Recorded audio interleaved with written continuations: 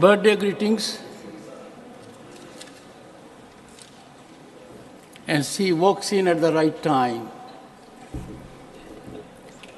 Honorable members, I am pleased to extend birthday greetings to Honorable Member of Parliament, Shrimati Rajni Ashok Rao Patil.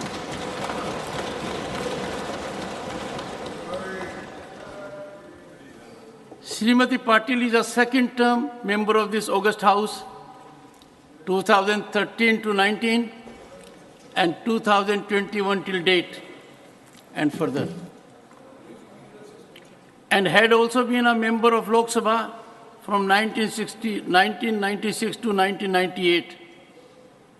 From that perspective, she belongs to the category of ex-MPs, as I belong, who never completed their term. Srimati Patil belongs to a renowned family of freedom fighters.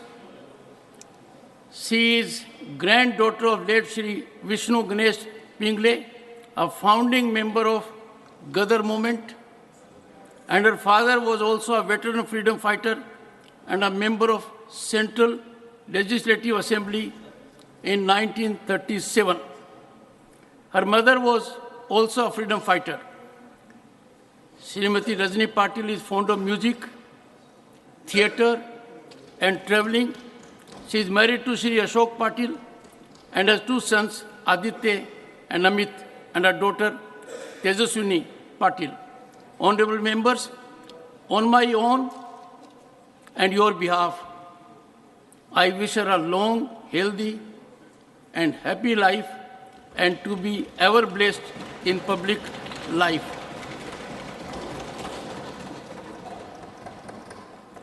Papers to be laid on the table. Shri Pankaj Chaudhary. माननीय सभापति जी, मैं आज की संशोधित कार्यसूची में मेरे नाम के सामने मत संख्या 2 पर वर्णित कागजात आपकी अनुमति से सदन के पटल पर रखता हूं। Doctor Bhagwat Karad. With your kind permission, I rise to lay the papers mentioned against my name at serial number 3 in the revised list of business for today. Message from Lok Sabha, Secretary General. Sir, with your kind permission, I rise to report that the Lok Sabha at its sitting held on 4th December 2023 has agreed without any amendment to the Advocates Amendment Bill 2023, which was passed by the Rajya Sabha at its sitting held on 3rd August 2023. Report of the Committee on Government Assurances, Dr. M. Thambidurai, Shri M. Mohammad Abdullah. I rise to present the 77th report in English and Hindi of the Committee on Government Assurance. Thank you, sir. Honorable members, notice under Rule 267 received from Shri Binoy Vishwam does not merit any admittance. Honorable members, it is not appropriate when a notice has been declined, the same notice is repeated the next day. Matters raised with permission, please. Professor Ram Gopal Yadav request to include a area community in the scheduled caste list of Uttar Pradesh. धन्यवाद श्रीमान उत्तर प्रदेश में अहेरिया जाति ये दलितों में भी या दलित के समान 1949 से पहले तक गवर्नमेंट ऑफ इंडिया के उस वक्त के जॉइंट सेक्रेटरी भंडारकर साहब ने एक चिट्ठी लिखी थी राज्य सरकारों को कि 1931 और 1941 के सेंसस में जो जातियां अनुसूचित जात में हैं उनकी सूची भेजी जाए, उन्हीं को अनुसूचित जात में रखा जाएगा। श्रीमान 31 के सेंसस में क्रमांक 26 पर अहेरिया, 27 पर बहेलिया और 28 पर पासी अंकित थे, एक ब्लॉक में रखा गया। 41 में भी क्रमांक 59 पर अहिरिया, 60 पर बहेलिया व 5 अन्य जातियां एक ही ग्रुप में रखी गईं। अज्ञात कारणों से बाद में इसमें से अहिरिया को अलग कर दिया गया। शेष जातियां शेड्यूल कास्ट में अब भी हैं। इस जाति के लोगों ने निरंतर प्रयास किए, लेकिन न संसाधन है न बहुत बड़ी संख्या है, इसलिए इनका किसी ने सुना नहीं। अंत में 16 में उत्तर प्रदेश सरकार के समाज कल्याण के विभाग के प्रमुख सचिव ने एक पत्र लिखा सामाजिक न्याय और अधिकारिता मंत्रालय के लिए यहाँ दिल्ली के लिए, और उन्होंने लिखा कि अहिरिया जाति को उत्तर प्रदेश अनुसूचित जाति की सूची में सम्मिलित किए जाने के संबंध में राज्य सरकार द्वारा अनुसूचित जाति एवं अनुसूचित जनजाति शोध एवं प्रशिक्षण संस्थान उत्तर प्रदेश से अहिरिया जाति का सर्वेक्षण एवं निर्जातीय अध्ययन कराया गया है। संस्थान द्वारा प्रस्तुत की गई अध्ययन आख्या में ये उल्लेख किया गया है कि अहिरिया जाति की सामाजिक, आर्थिक, शैक्षिक एवं धार्मिक स्थिति को देखते हुए इस जाति को अनुसूचित जाति की सूची में सम्मिलित किया जाना उचित है। अहिरिया जाति अनुसूचित जाति की सूची में किए जाने के सभी पात्रताएं एवं अर्हताएं और योग्यताएं रखती है और उत्तर प्रदेश में अनुसूचित जाति घोषित किए जाने के लिए प्रदेश की अनुसूचित जाति की सूची में सम्मिलित किए जाने की संस्तुति की जा रही है। इस अतः अनुरोध है कि कृपया उत्तर प्रदेश में निवास करने वाली अहिरिया जाति को उत्तर प्रदेश की अनुसूचित जाति की सूची में सम्मिलित किए जाने हेतु कृपया आवश्यक कार्रवाई करने का कष्ट करें।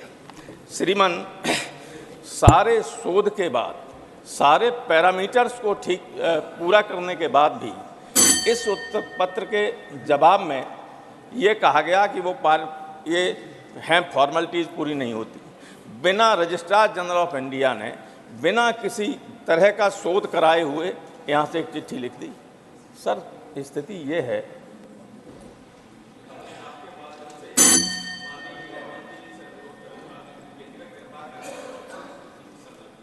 Sri Samirul Islam, concern over delay in disbursement of funds dues to MGNREGA scheme in West Bengal.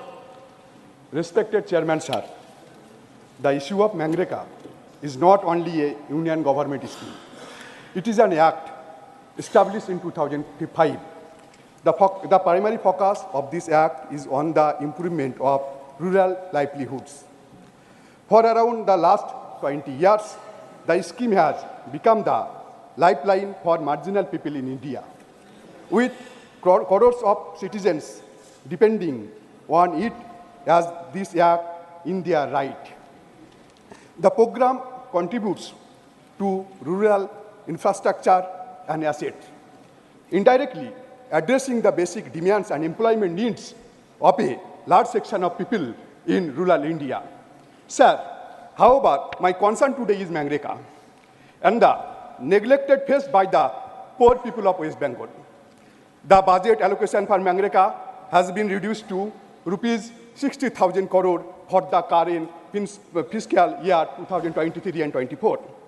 Bengal stands out as the only instance where the Union Ministry for Rural Development has completely withheld its allocation since 2021.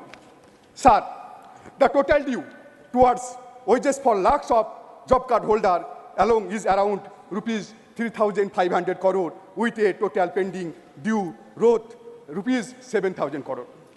These figures highlight the situation where the Union government has not sanctioned even a penny for the poor people of Bengal under the scheme named after our father of the nation in the current fiscal year. Consequently, about 20 lakh people dependent on the rural scheme, also known as the 100-day work scheme, are struggling to access their right to income. Their plight sends an adverse message to society and is breaking the backbone of the rural economy in Bengal. Sir, this matter should be a subject of debate in this House, questioning who has the authority to deprive the poor people of the eastern state of Bengal. Sir, I want to remind you, sir, West Bengal is the state that stood first for multiple time in implication of MGNREGA. Sir, Another significant point is that under MGNREGA, the government should pay wages to labor within 15 days after the completion of works. Ironically, laborers from Bengal have not received their due even after 2 years. This raises concern about the adherence to the rules and the impact on the life of those dependent on this vital scheme. Thank you, sir. Dr. John Britta's concern over rising concentration of wealth in the hands of few people in India. Sir, we are presiding over multiple level of paradox. On the one count, the Constitution talk about exhorting the governments to bring policies to reduce inequalities. On the other count, the policies of the government are instrumental in surging inequalities. So the Oxfam report, the survival of the richest, talked about 1% of India owning more than 40% of the total wealth, while the bottom 50% share only 3%. We had a strange phenomena during the COVID season, sir. 84% of the people lost their income or reduced their income drastically, whereas the corporates increased their profits, sir. Sir, the government brought down the corporate tax and thereby enabled the corporates to benefit at least 2 lakh crore per year. Sir, the Oxfam report adds that wealth of billionaires surged at an unprecedented rate of 2.5 crore rupees per minute, sir. Sir, yesterday only, the finance minister replied to the Rajya Sabha, stated that more than 10 lakh crores have been written off of industries. 2,300 people have been castigated as willful defaulters, eating up more than 2 lakh crores, sir. Sir, we all harp on India being the 5th biggest economy, sir. So statistics and figures can be fake unless we analyze them, sir.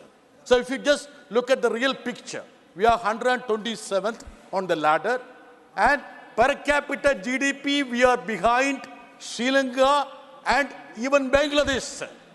Okay, sir, on one count, we have increased the numbers. The number of billionaires in the country has gone up, and we are third. It's almost like 169 billionaires in India, sir. Sir, yesterday, the stock exchange rallied. At the same time, there was a rally of Dalits and agriculture workers a stone throw away from Parliament. They were breathing for sustenance, sir. They were demanding for land reforms. They were demanding for a remunerative wage, sir. But our government was looking at the census rally because their friends benefited and their closest friend benefited, and the market cap went more than 12 lakh crores, sir. So this is the paradox on which our country is presiding, sir. So the other day, after the election victory, sir, you must have heard the Honorable Prime Minister saying that it's a victory of poor, the deprived, and the tribals. That was a statement of Honorable Prime Minister. Bhupendra Yadavji, am I correct? Am I correct? Yes, that was a statement. Sir, do we want to make them a vote?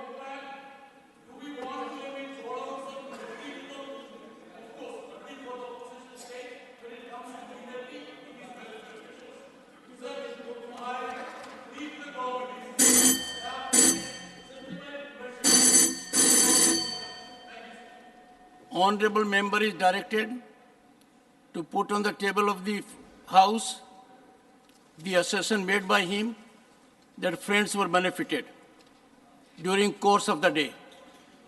Shri A. Rahim, concern over increasing loan app crimes and other fraudulent activities in the country. Sir, I am in front of this guest house on behalf of the victims and people who lost their valuable lives due to loan apps crimes. Sir, recently there has been a significant surge in loan app crimes in the country.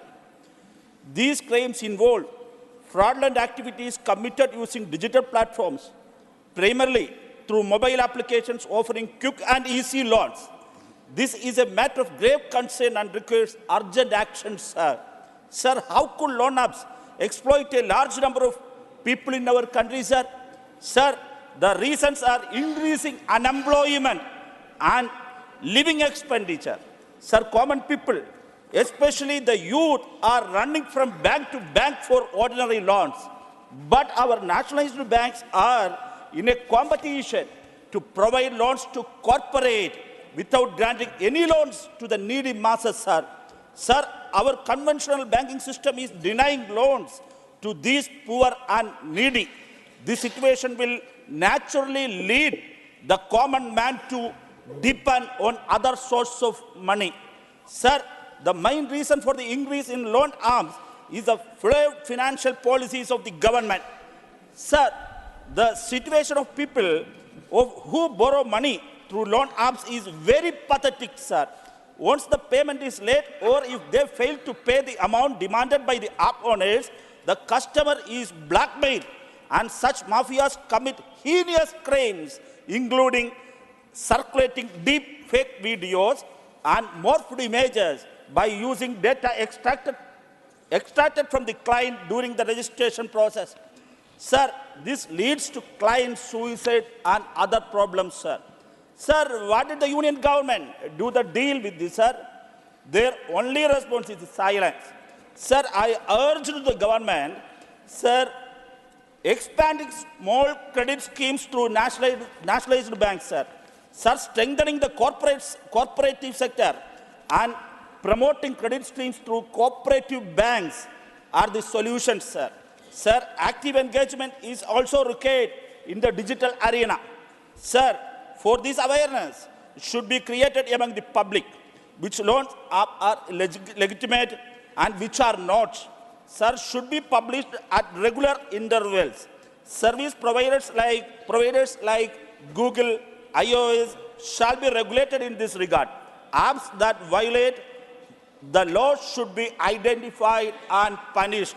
Sir, this is a problem that affects the lives of the youth and common people. I urge the government to take urgent action. Thank you, sir. Thank you, Mr. Honorable A. Rahim. Srimati J.B. Mathir Hisam, the subjected demand to take... Please. I'm deeply obliged by the opportunity.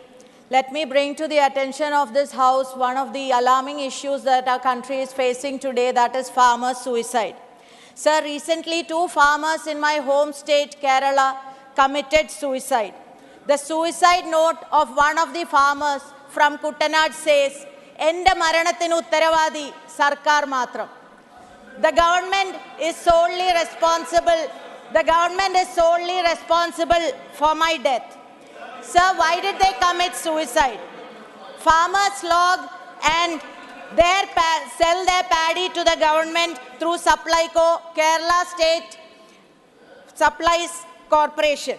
Government do not disperse the paddy procurement price to the farmers, and there's an inordinate delay. Why this inordinate delay, sir? It is because instead of making direct payment to the farmers, the government, the Supplies Co, have an impractical loan scheme by which the Supplyco will issue paddy receipt sheet, PRS, to the farmers at the time of procurement, and the farmers will have to give this PRS sheet to the bank and they can avail loan, and Supplyco is supposed to make repayment of the loan, which does not happen. And the Supplyco make the payment once the central government allots a share of MSP to the state government. And I want to draw the attention specifically to the fact that central government has failed to give 790 crores, which is due to the state government and which is due to the Supplyco. Now, because of the failure, there is no payment being done to the banks, and due to that, the CIBIL score of the farmers is also affected, and they do not get the money on time. Let me get back to the suicide note, sir. I quote, "It is the money of paddy which I cultivated with my sweat that was given as PRS loan. The government is solely responsible for repaying this loan in arrears. Banks are not disbursing new loans because of the government has defaulted on it. It is because of this I am taking my life. Therefore, it is only the government which is responsible for my death." unquote. The words in the suicide note is a direct reflection of the plight of the farmers our country and state is facing today. How many more lives of farmers will have to be lost for the government to wake up and make the payment which is rightfully due to the farmers? Also, paddy farmers in the state they are selling their products to the private rice mill owners at a much lower cost, which is about 20% of the farmers they are doing that. If the government is giving, Time is already over, it's not going on record now, please. Not going on record, please. Honorable Sri Babu Bhai, Jaisang Bhai Desai. Honorable members, please take your seat, Mr. John Bretos. Honourable members, सिर्फ आप 3 minute बोलते हैं वही record पे जाता है, उससे अधिक बोलते हैं रिकॉर्ड पे नहीं जाता. Please confine yourself to 3 minutes. Honourable Shri Babubhai जयसंग भाई देसाई.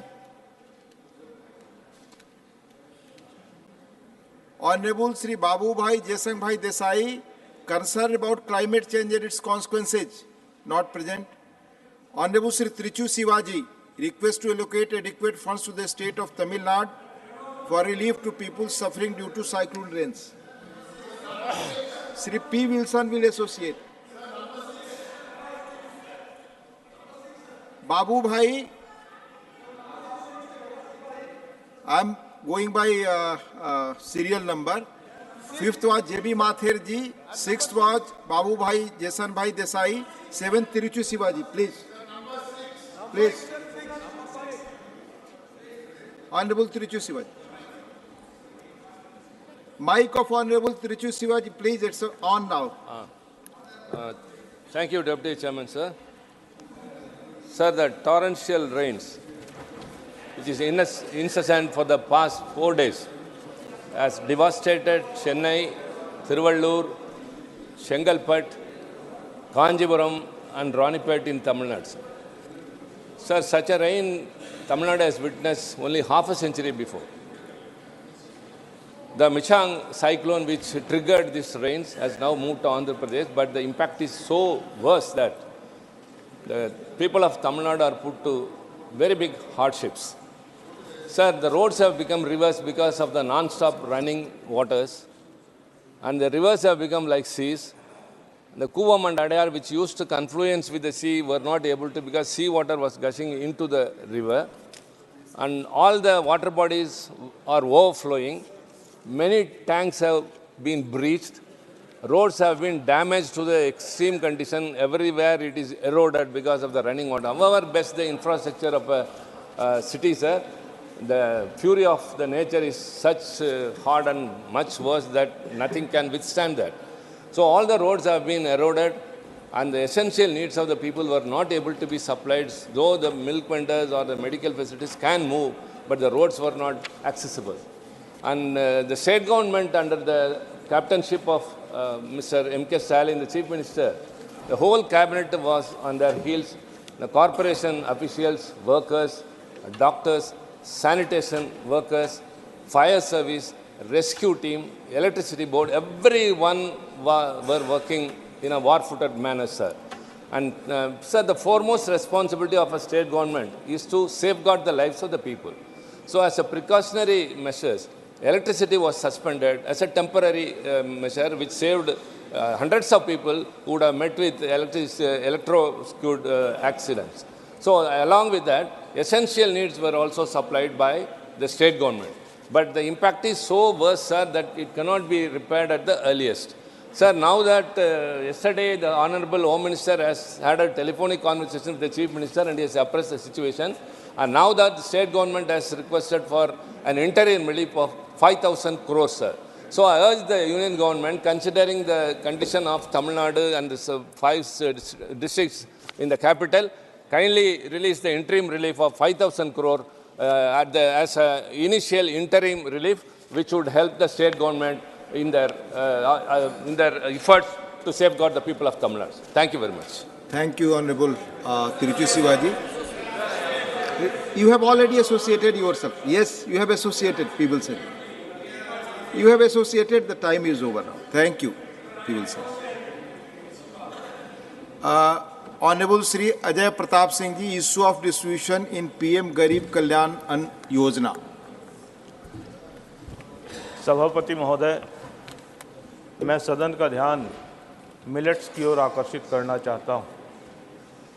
मिलेट्स का नवीन नामकरण हमारे प्रधानमंत्री आदरणीय श्री नरेंद्र मोदी जी ने श्री अन्न के रूप में किया है।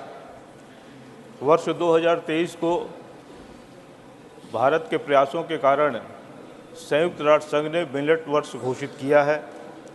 प्रधानमंत्री जी ने भारत को मिलेट्स को विश्व केंद्र के रूप में घोषित किया है। मिलेट्स में प्रमुख रूप से ज्वार, बाजरा, कोदो, कुटकी, रागी, सांवा, मिजरी इत्यादि फसलों को शामिल किया जाता है।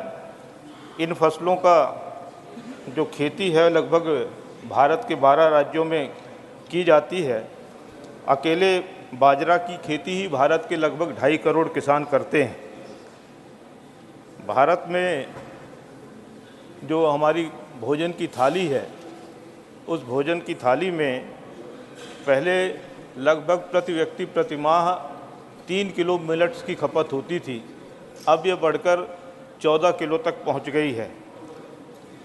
हमारे यहाँ 5 से 6% जो है लोग इसका उपयोग करते हैं और प्रधानमंत्री जी के कारण लगभग मिलेट्स की बिक्री में लगभग 30% तक वृद्धि हुई है।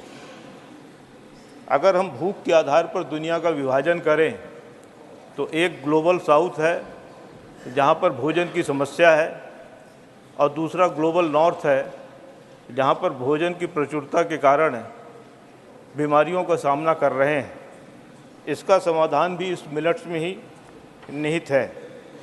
मिलेट्स की खेती के माध्यम से हमारे किसानों की आर्थिक प्रगति का भी रास्ता प्रशस्त होता है और मिलेट्स की जो खेती है ये कम पानी की खेती होती है। 1-2 पानी में ही इसका उत्पादन हो जाता है और इसके कारण जो हमारा भूजल का जो स्तर है जो घटता जा रहा है उसकी भी सुरक्षा की जा सकती है। संक्षेप में मैं ये कहना चाहता हूँ कि मिलेट्स पोषण युक्त है, मिलेट्स हमारे स्वास्थ्य के लिए उपयुक्त है। इसलिए मैं आपके माध्यम से सरकार का ध्यान आकृष्ट करना चाहता हूँ कि जो हमारी सार्वजनिक वितरण प्रणाली है उस सार्वजनिक वितरण प्रणाली में हम मिलेट्स उत्पादों को शामिल करें। इसके माध्यम से हम भारतवासियों के स्वास्थ्य की भी रक्षा कर सकेंगे। मिलेट्स की अधिक से अधिक खपत होने के कारण किसान भी इसके उत्पादन के लिए प्रोत्साहित होंगे। इसके माध्यम से गांव की भी जो आर्थिक समृद्धि है उसका भी मार्ग प्रशस्त होगा। बहुत बहुत धन्यवाद उपसभापति महोदय। धन्यवाद माननीय Ajay Pratap ji. Honourable Shri Vaiko, concern over frequent attacks and arrest of Indian fisherman by Sri Lankan Navy. Mr. Deputy Chairman, sir, thank you very much for the opportunity given to me. Sir, Sri Lankan Navy is continuously attacking our Tamil fishermen. About 800 fishermen were shot dead and thousands of fishermen were brutally attacked and their boats and fishing trawlers were damaged and fishing nets destroyed in the past. Recently, they have started capturing the boats and put them into action. Unfortunately, it has become a real story. There have been several incidents of Sri Lankan Navy personnel even firing at Indian fishermen in the Palk Strait and seizing their boats, damaging their boats and high-handedness by the Sri Lankan forces. Recently, 22 fishermen were arrested by Sri Lankan Navy. The frequent arrest and seizure of boats had shattered the livelihood of many fishermen. I would urge upon the Union government to take urgent steps to secure release of all the fishermen and their boats unconditionally. The government should also put diplomatic pressure on the Sri Lankan government for giving compensation and solatium to the next of kin who were shot dead and boats damaged by the Sri Lankan Navy. They should hold a high-level talk to find a permanent solution to this non-stop harassment to our fishermen by the Sri Lankan Navy. So, Tamil Nadu fishermen, are they not the citizens of India? If they are citizens of India, what Navy is doing there? It is sitting like a lame duck in the Bay of Bengal. Thank you. Honorable Sri GVL Narsim Rao, concern over attempts to ridicule Sanatan Dharma. Please. Thank you, sir. Sir, a minister in the state government of Tamil Nadu indulged in hate speech against Sanatan Dharma and Hindu religion. I quote what he said. Sir, Sanatan Dharma is like malaria and dengue, and so it must be eradicated and not opposed. These are statements by a minister in a state government. And sir, another minister in the same state government, higher education minister, said the purpose of formation of INDIA alliance is for the eradication of Sanatan Dharma. This is the agenda. Is this the kind of anti-India agenda that they want to pursue? So, another minister in Karnataka government, who also happens to be the son of Congress president, who is also a leader of the opposition in Rajya Sabha, he supported those comments. This is the agenda of INDIA alliance. Sir, this constitutes hate speech. Honorable Supreme Court, in its directions, clearly stated that offences under 295A, under 505, 153A, 153B, they all constitute hate speech. Sir, deliberate and a malified act intended to outrage religious sentiments. This is what it was intended for. There was also an attempt to create public mischief. Therefore, I call upon the state government, Tamil Nadu, to, on its own, register FIR against the same ministers who spoke against Sanatan Dharma, and also dismiss these ministers from the state government, because what they have publicly stated is a violation of the oath they have taken under the Constitution. The Constitution allows every religion, every member, every sect to practice its faith and to even propagate it. And here you have ministers in the state governments who are campaigning against Sanatan Dharma and calling for its eradication. So therefore, sir, I appeal that cases should be booked against the concerned ministers and they must be dismissed without any further delay. So this is nothing but an act to destroy the fabric of religion in India. This is to destroy social fabric. If this is an agenda for any political party, that will be dangerous to India. Therefore, I appeal, I demand an apology. I demand an apology from the... Not going on record now. Time is over. Your time is over, please. Honorable Binay Biswam. Honorable Binay Biswam. Please. Honorable Binay Biswam, please. Honorable Binay Biswam. Your subject is, please, demand to provide decent wages along with the meaningful engagement schemes to all government-sponsored distance workers. Make the House in order. Please. Make the House in order, sir. Please speak, it will be in order. Please speak. Make the House in order, sir, please. Please speak. Please, there is no discussion. Honorable Tiruchi Sivaji, please take your seat. Please take your seat. All the members who are standing, please take your seat. You please speak. So I begin with the House. Please, Binay Biswamji, please speak. Yes, sir. Thank you, sir.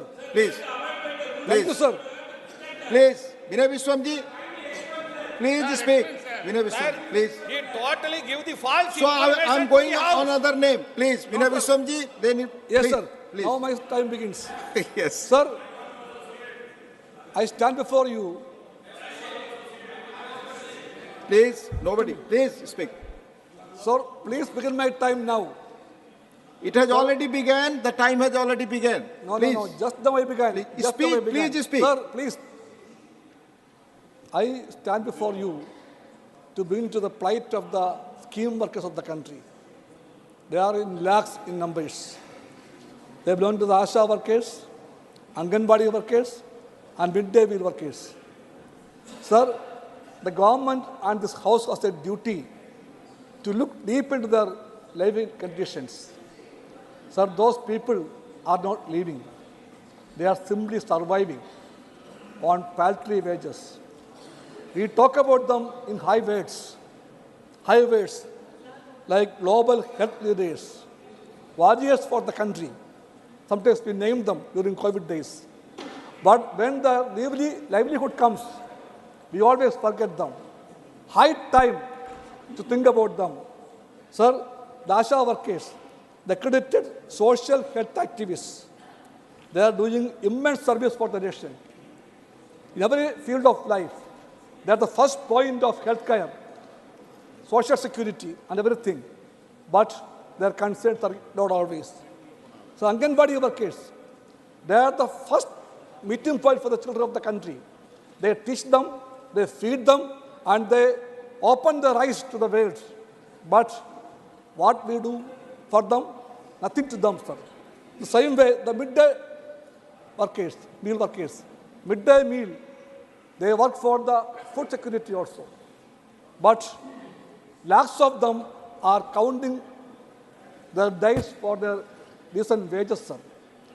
High time this government should pay attention to them. We call them as volunteers. Calling them volunteers, we deny them the right of the workers. We have to treat them as workers. We have to see that their wages are fixed, a decent wages to live. And we have to treat them and make their engagement conditions a decent one. Not going on record now. Please. Honorable Sri Sushil Kumar Modi, concerned over increasing incidents of suicide, deaths of students in higher educational institutes. Honorable Sushil Kumar Modi. उपसभापति महोदय, राजस्थान के कोटा में और इस वर्ष 26वां आत्महत्या की घटना घट चुकी है। पिछले एक साल में और आत्महत्या की 26 घटना और कोटा राजस्थान में घट चुकी है। और ये केवल इसी वर्ष नहीं, पिछले 5-6 वर्षों में प्रति वर्ष 25 से 30 नौजवान और आत्महत्या कर रहे हैं। इतना ही नहीं तो IIT, IIM, NIIT और जो देश के सर्वोच्च इंजीनियरिंग संस्थान हैं, जो हायर एजुकेशन के इंस्टीट्यूट्स हैं, वहाँ पर भी प्रति वर्ष बड़ी संख्या में नौजवान आत्महत्या कर रहे हैं। सरकार के लिए चिंता का विषय, चाहे केंद्र की सरकार हो या राज्य की सरकार हो, कि आखिर इतनी बड़ी संख्या में नौजवान आत्महत्या करने के लिए क्यों बाध्य हो रहे हैं। कोटा राजस्थान में जो लड़के मेडिकल और इंजीनियरिंग की कोचिंग के लिए आते हैं, उन पर इतना प्रेशर होता है, इतना दबाव होता है उत्तीर्ण होने के लिए कि वो लोग आत्महत्या करने के लिए बाध्य हो रहे हैं। और उसी प्रकार IIT, IIM वगैरह जो उच्च शैक्षणिक संस्थान हैं, वहाँ पर भी बढ़ती हुई आत्महत्या की घटना ये चिंता का विषय है। मैं सरकारों से ये मांग करता हूँ कि एक तो एक आयोग का गठन किया जाए जो इस बात की जांच करे कि आखिर इतनी बड़ी संख्या में नौजवान कोचिंग संस्थानों में आत्महत्या क्यों कर रहे हैं। साथ ही साथ जो एक्सपर्ट्स हैं, जो काउंसलर्स हैं, उनकी बहाली की जाए ताकि वैसे लड़के जो डिप्रेशन में चले जाते हैं उनकी वो काउंसलिंग कर सकें। ऐसे केंद्रों में मेंटल हेल्थ क्लिनिक की भी स्थापना की जाए ताकि जो लड़के डिप्रेशन में हैं वो लड़के वहाँ जाकर अपना इलाज करा सकें या काउंसलिंग प्राप्त कर सकें। साथ ही साथ जो IIT, IIM वगैरह के जो कोर्सेज़ हैं, खास करके कोचिंग के, उसके बारे में पुनर्विचार किया जाए कि इतना प्रेशर है और इस प्रकार का कठिन सिलेबस है कि उसको उत्तीर्ण होना उनके लिए बड़ा कठिन हो जाता है। तो सरकार को उसके पूरे सिलेबस को भी रीडिज़ाइन करने के बारे में विचार करना चाहिए। और ख़ास करके कोटा और अन्य कोचिंग संस्थानों में हर किसी का जो नामांकन हो रहा है, पैसे के लिए कोचिंग संस्थान जो भी लड़के वहाँ पर आते हैं उनका वो एडमिशन ले लेते क्योंकि उससे उनको पैसा मिलता है। तो उसके बारे में भी और रोक लगाई जाए। जो बहुत मेधावी छात्र हैं, जो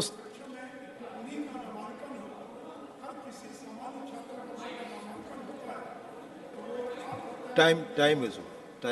Thank you. Dr. Lakshmikant Bajpayee ji, issue of intervention by big houses in MSME sector. क्या विषय है जी? Issue of intervention by big business houses in MSME sector. पता ही नहीं हमें तो, जीरो आवर की सूची में भी नहीं है। आपका जीरो आवर में यही लिस्टेड है? नहीं लिस्टेड है। Doctor L Hanumanthaiah demand to take preventive steps to address rising problems of malnutrition and anemia across the country. Please, माननीय सदस्यगण, जिनका नाम सूची में है उसी अनुसार मैं बुला रहा हूँ. Please take your seat. Sir, जिनके नाम नहीं है मैं नहीं बुला रहा हूँ, जिनके नाम है वही बुला रहा हूँ. Please, doctor L Hanumanthaiah. Sir, thank you chairman sir. Please. I rise to Madam, 1 minute. Sir, I rise today to urgently address the pervasive issues of malnutrition and anemia plaguing millions of people across the country, sir. Sir, despite economic progress, our nation grapples with alarming rates, particularly affecting vulnerable population like children, women, and the marginalized sections of the society, sir. Sir, in the latest NFHS report, data on 1921, the prevalence of anemia has shown a significant increase, with children aged 6 months to 5 years experiencing a jump from 59% to 67%, sir. Sir, this is an alarming state of affairs. Sir, women especially in rural areas, high rates of anemia adversely affecting maternal health and contributing to pregnancy complications. Sir, an increase in the anemia prevalence from 53% to 57% in all women aged between 15 years to 49 years seen, and 50.4% to 52.2% in pregnant women rooted in poverty, lack of education, inadequate health care, and unequal resource distribution or malnutrition problems. Sir, factors such as food insecurity, limited access to clean water, and inefficient healthcare infrastructure contribute to unmet nutritional needs. Sir, my request to the government, addressing these issues is not only a social responsibility, but a prerequisite for a thriving and resilient nation. Sir, the consequences extend beyond individual suffering, impacting the workforce, educational outcomes, and overall economic productivity of the nation. Sir, therefore, I urge the Ministry of Health and Family Welfare to take immediate steps to address the rising problems of malnutrition and anemia, especially among women and children across the country. Sir, let me unite in our commitment to building a healthier, strong India. Time is over, Hanumanthaiah ji. Time is over. Thank you, Hanumanthaiah ji. Honorable members, in 0 hour, matters are raised with permission of Honorable Chairman. Merely presence in ballot does not mean admittance. Further matters already raised are not included again. Please. Dr. Lakshmikant Bajpayee. माननीय उपसभापति जी, please. मेरा विषय बहुत महत्वपूर्ण है और समाज के उन सामान्य वर्ग के लोगों के प्रति है जो गांव में और छोटे छोटे शहरों और कस्बों में सुनार का दर्जी का काम करते हैं. धीरे धीरे एमएसएमई सेक्टर में भी बड़े घरानों का प्रवेश योजनाबद्ध तरीके से हो रहा है. ये ठीक है कि हम किसी को व्यवसाय करने से नहीं रोक सकते, लेकिन किसी बड़े घराने अगर तनिष्क के नाम से टाटा करेगा जेवर का व्यापार, तो गरीब सुनार या शराब जो शहरों में और कस्बों में बैठे वो क्या काम करेंगे. इसी प्रकार कपड़े को सिलने का काम जो है वो भी टाटा बड़े घराने ले जा रहे हैं। मेरा इस प्रश्न के माध्यम से सरकार से ये निवेदन है कि ये ठीक है कि किसी को रोजगार करने से हम नहीं रोक सकते, लेकिन कहीं ना कहीं एमएसएमई सेक्टर का बचाव हो सके और एमएसएमई सेक्टर के अंतर्गत आने वाले छोटे कारीगर, छोटे व्यापारी बचे रह सकें, इसकी व्यवस्था सरकार को करनी चाहिए, ऐसा मेरा आग्रह है। धन्यवाद। माननीय श्री बाबूभाई देसाई, माननीय बाबूभाई देसाई, प्लीज। महोदय, आज आपने मुझे संसद बनने के बाद उसमें प्रथम बोलने का अवसर दिया, इसलिए आपका धन्यवाद। आज मैं हमारे समय की एक तत्काल और निर्णायक चुनौती जलवायु परिवर्तन का समाधान करने के लिए उसके सामने खड़ा हूँ। हमारा यह मानवीय गतिविधियों के कारण अभूतपूर्व परिवर्तनों से गुजर रहा है, जिसके परिणाम स्वरूप तापमान में वृद्धि, मौसम के पैटर्न में बदलाव और असंख्य परिस्थितियों व्यवस्थापन उत्पन्न हुए हैं। वैज्ञानिक सहमति स्पष्ट है, जलवायु परिवर्तन हमारे पर्यावरण, अर्थव्यवस्था और जीवन जैसी शैली के लिए गंभीर खतरा है। हमें सिर्फ फर्क पिघलने से अधिक लगातार और गंभीर मौसम की घटनाओं और जैव विविधता के नुकसान के गवाह है। मैं यह सहज चेतावनियों नहीं है, ये कठोर वास्तविकता है और जो हमें तत्काल ध्यान देने और कार्रवाई करने की मांग करती है। भावी पीढ़ियों के लिए यही की सुरक्षा करना हमारी नैतिक जिम्मेदारी है। हमें स्थायी ऊर्जा स्रोतों की ओर बदलाव करना चाहिए, ग्रीन हाउस गैस परिवर्तन को कम करना चाहिए और जिम्मेदार खपत और उत्पादन के बढ़ावा देना चाहिए। इसके लिए सभी क्षेत्रों, सीमाओं और राजनैतिक विचारधाराओं में सहयोग की आवश्यकता है।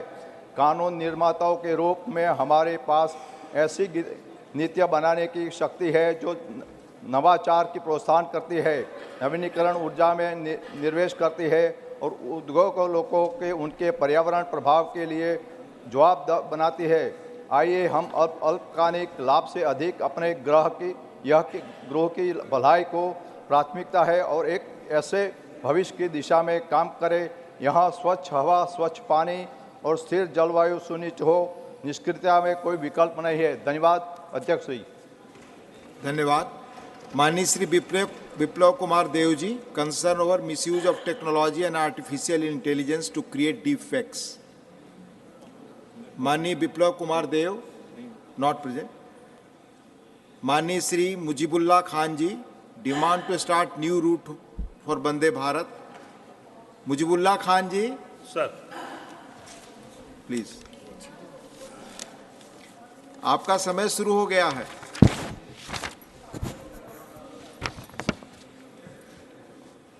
Thank you, sir. In order to meet Odisha's demand for connectivity, very necessary for Odisha to have great connectivity various regions, and witness that Vande Bharat train between Puri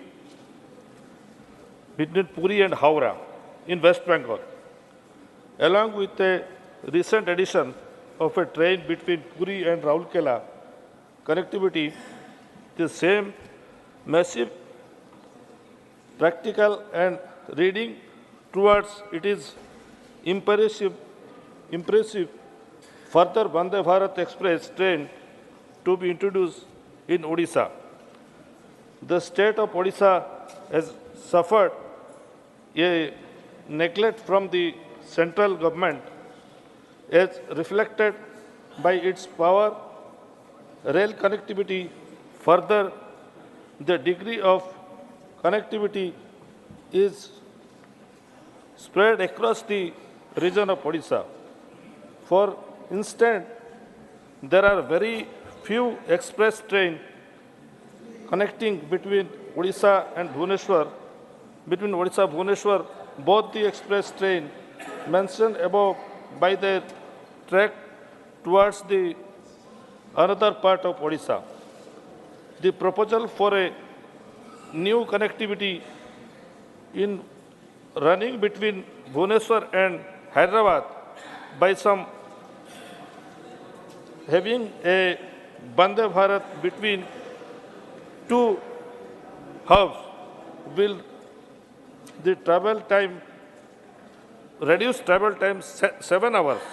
A major complaint death of trains running between the two locations. This new introduction will lead to further connectivities of passengers, will give a much needed push a connectivity. Thank you. Thank you. धन्यवाद श्री मुजीबुल्लाह खान जी. माननीय Shrimati Sangeeta Yadav, concern over problems faced by mentally challenged people. माननीय संगीता यादव जी, माननीय Sangeeta Yadav ji, please. नहीं, zero hour नहीं लगा. Concern over problems faced by mentally challenged people. माननीय सदस्य, आप जो आप देते हैं यहाँ बोलने के लिए, उन विषय पे ध्यान रखें और बोलें प्लीज. सॉरी सर, आज मैंने देखा नहीं. कल लगा था मेरा. धन्यवाद. Doctor Radha Mohan Das Agrawal ji, request for provision of salaries and allowance to local representatives of the constituency. माननीय उपसभापति महोदय, भारत के संविधान में यह व्यवस्था है कि व्यक्ति काम के बदले में वेतन पाए और समान काम के बदले में समान वेतन पाए. लेकिन दुर्भाग्यपूर्ण है, इस देश में जनप्रतिनिधियों के साथ ही दोहरा आचरण किया जा रहा है. राष्ट्रपति महोदय, उपराष्ट्रपति महोदय, केंद्र के मंत्रीगण, राज्य के मंत्रीगण, माननीय सांसदगण, माननीय विधायकगण, इन सब ने संवैधानिक तरीके से और कानून बना करके अपने अपने वेतन की, अपने अपने भत्ते की और अपने अपने पेंशन की व्यवस्था की हुई है. ये व्यवस्था संविधान प्रबद्ध माध्यमों से हम लोगों ने की है. लेकिन दुखद है, इस देश में लाखों की संख्या में ऐसे जमीनी जनप्रतिनिधि हैं, ग्राम प्रधान से लेकर के और मेयर तक, जो जमीनी धरातल पर बहुत महत्वपूर्ण काम करते हैं. विकास की जो भी योजनाएं हम यहाँ बनाते हैं, जमीनी धरातल पर उनको लागू करने का काम वही करते हैं. वो प्रत्यक्ष जनता के संबंध में रहते हैं. लगातार जन समस्याओं को लेकर के उन्हें 24 घंटे काम करना होता है. हमने इन बड़े जनप्रतिनिधियों के लिए संविधान के तौर तरीके से वेतन की, भत्ते की और पेंशन की व्यवस्था कर दी. भारत अकेला ऐसा देश होगा शायद जिसने संवैधानिक रूप से 73वें और 74वें संशोधन के माध्यम से ग्रामीण और शहरी क्षेत्रों में लोकतंत्र का विकेंद्रीकरण किया और स्थानीय निकायों को चलाने के लिए जनप्रतिनिधियों की संवैधानिक रूप से व्यवस्था की. उनके अधिकार दिए, उनके दायित्व दिए, लेकिन जो कुछ उनको नहीं दिया वह था उनका वेतन नहीं दिया, उनका भत्ता नहीं दिया और उनका पेंशन नहीं दिया. मैं जानना चाहता हूं इस सदन से, इस सौतेले और इस दोहरे आचरण का आधार क्या है? क्या वह जो छोटे जनप्रतिनिधि होते हैं, क्या उनके परिवार नहीं होते, उनके माँ बाप नहीं होते, उन्हें अपने माँ बाप की चिंता नहीं करनी होती, अपने बच्चों की चिंता नहीं करनी होती? आखिर किन कारणों से आज तक हमने संवैधानिक रूप से उनके लिए यह व्यवस्था नहीं की?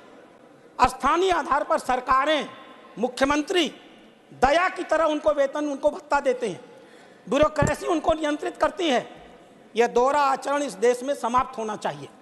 अगर हम संविधान संशोधन लेकर के जनप्रतिनिधियों को लाए थे तो हमें उस कानून में यह व्यवस्था करनी चाहिए थी कि हम उन्हें आर्थिक रूप से समस्त बनाते. हमने नहीं किया. हमने लोकतंत्र का मजाक उड़ाया है. हमने उन्हें अधिकारियों के आधार पर छोड़ दिया है. और इसलिए मैं सरकार से मांग करता हूं, अध्यक्ष महोदय, आपके माध्यम से सरकार से मेरी अपेक्षा है, सरकार संविधान संशोधन करे 73वें और 74वें संशोधन में और अपने सारे स्थानीय जनप्रतिनिधियों के लिए वेतन की, भत्ते की और not going on. Thank you. माननीय Shri Vikramjit Singh Sahney ji, demand to implement uniform national level parameter for release of prisoners. माननीय विक्रमजीत सिंह साहनी जी, नॉट प्रेजेंट। माननीय सदस्य, 0 आवर आप देते हैं तो उसके महत्व को समझना भी चाहिए, उस वक्त मौजूद भी रहना चाहिए। अगर हाउस में है तब आपका ध्यान उस पर नहीं है तो ये आपके लिए सेल्फ इंट्रोस्पेक्शन का विषय। बैठे आप, कोई ऐसा प्रोविजन नहीं, आप जानते हैं रूल्स को राघव जी, फिर भी आप पूछ please. Doctor Fauzia Khan ji request to address the issue of missing women in India. Doctor Fauzia Khan ji, please. Thank you, sir. Sir, the issue of missing women in the country is alarming, with 10,61,648 women alone in the years 18 and above, and 2,50,430 girls below 18 years have reported missing between 2019 and 2021. Over 2 lakh women went missing in the state of Madhya Pradesh alone between the year 2019 and 2021, sir. Yet, the reasons have remained undisclosed. Sir, the suspected reasons behind the disappearance of these women are diverse, like trafficking, trade, and in minuscule cases, elopement. Tackling this issue requires collective action on various fronts: strengthening law enforcement to identify trafficking networks, enhancing border control, establishing a database for accurate identification of the reasons for the disappearances. Additionally, the numbers have come as a surprise to many, indicating the lack of awareness of the incidents of disappearance of women. Therefore, public awareness campaigns, community involvement, educational programs can help prevent vulnerable individuals from falling prey to traffickers. Despite designated stop centers, the unprecedented increase in numbers suggests the possibility of organized criminal activities, sir.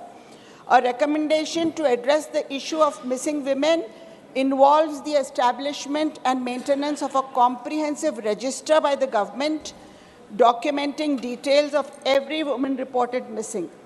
This register should serve as a centralized database, enabling efficiency tracking and tracing efforts. Sir, additionally, specialized teams should be formed to investigate each case with a focus on identifying potential foul play.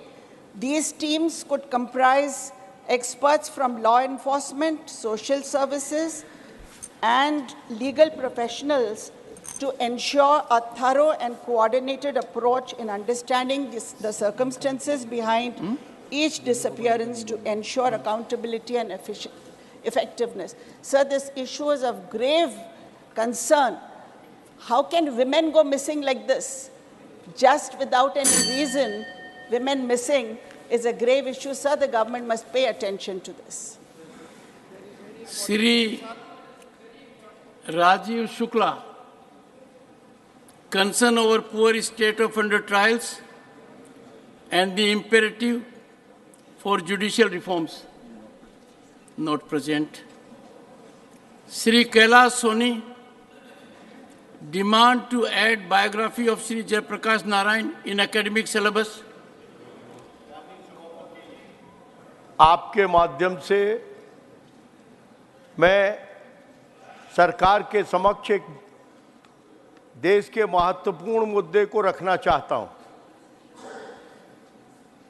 इस देश के मूर्धन्य स्वतंत्रता संग्राम सेनानी, क्रांतिकारी, देश की आज़ादी में अपना महत्वपूर्ण योगदान देने वाले सर्वोदयी नेता, दुनिया की सभी देशों की समाज व्यवस्था, वहाँ की राजनीतिक विचारों को नज़दीक से देखने वाले, पाश्चात्य जगत के लोगों को, विशेषकर श्रमिक वर्ग के लोगों के लिए संघर्ष करने वाले, देश की सभी विचारधाराओं के ज्ञाता, उन्हें नज़दीक से जीने वाले, उन विचारों को जीने वाले, लोकतंत्र के शोधकर्ता, प्रयोगशाला रहे, हिंदुस्तान की दूसरी आज़ादी, आपातकाल के विरुद्ध संघर्ष करने वाले।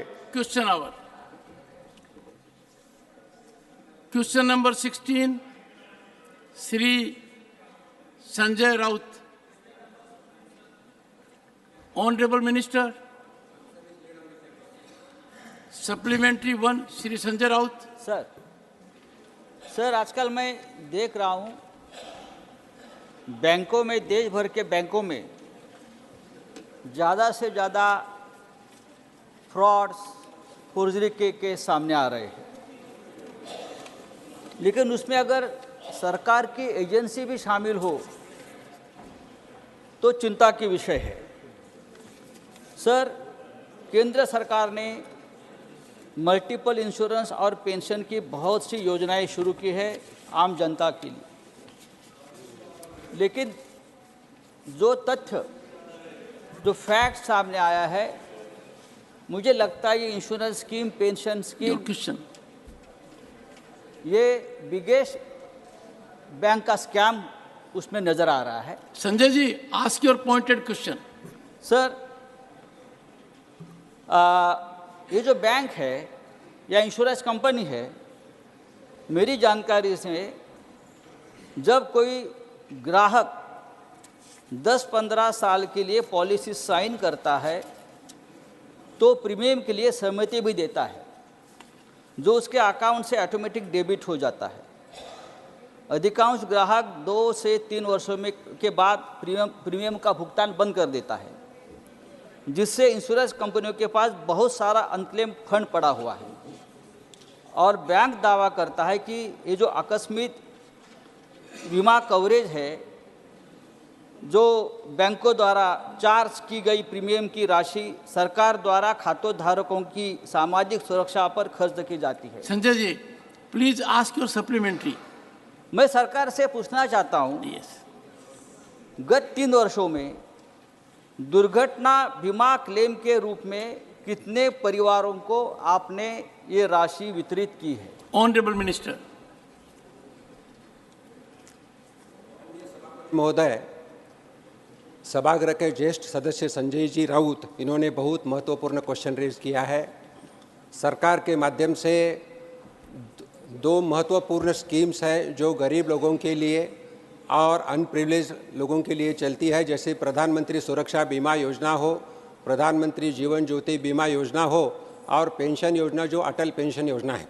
इनके माध्यम से मैं बताना चाहता हूं कि जो लास्ट 3 साल का अगर हम रिकॉर्ड देखें तो 3 साल में जो कलेक्शन हो चुका है या इन्वॉल्वमेंट हो चुके हैं अभी तक के क्यूमुलेटिव अगर इफेक्ट देखें तो 18 करोड़ 50 लाख 71 हज़ार इतना लोगों का इन्वॉल्वमेंट हो चुका है जिन्होंने विथ मैंडेट इंश्योरेंस का रहा है।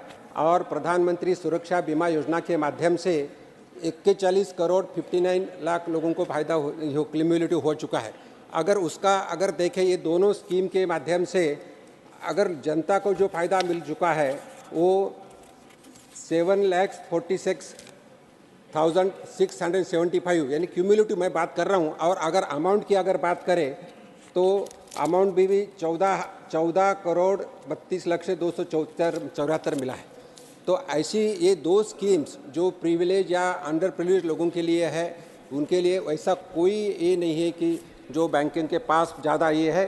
पहले 3 साल में तो ये स्कीम लॉस में चल रही थी और बाद में रिव्यू करके इसी को अभी जो प्रीमियम 12 रुपीज़ था वो 20 रुपये किया है और जो जीवन ज्योति बीमा में 330 रुपये था अभी 436 रुपये किया है। Second supplementary Shri Sanjay Raut. प्रश्न अलग था, आपने जवाब अलग दिया है। मैंने ये पूछा था कि विदाउट कंसेंट आप बैंक अकाउंट से प्रीमियम आप जमा कर रहे हो, ये मेरा सवाल था, लेकिन मैं आगे पूछता हूँ। हाँ दीजिए।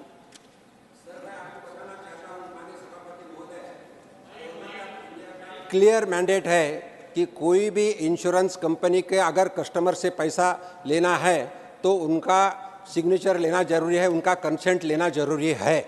उसके सिवाय पैसा कटा नहीं जाता और उनका इंस्टॉलमेंट नहीं लिया जाता। That is a clear indications from the government. Shri Sanjay Rao, second supplementary. Accident insurance योजना है और सरकार उसमें मुआवजा देती है, लेकिन एक्सीडेंट में व्यक्ति के हाथ, पांव, आँख या ऑर्गन डैमेज होने पर आप मुआवजा देते हैं या उनकी मौत होनी चाहिए, मृत्यु के बाद ही देते हैं, क्लियर नहीं है। एक्सीडेंट बीमा योजना के बारे में पूछा। Honourable minister.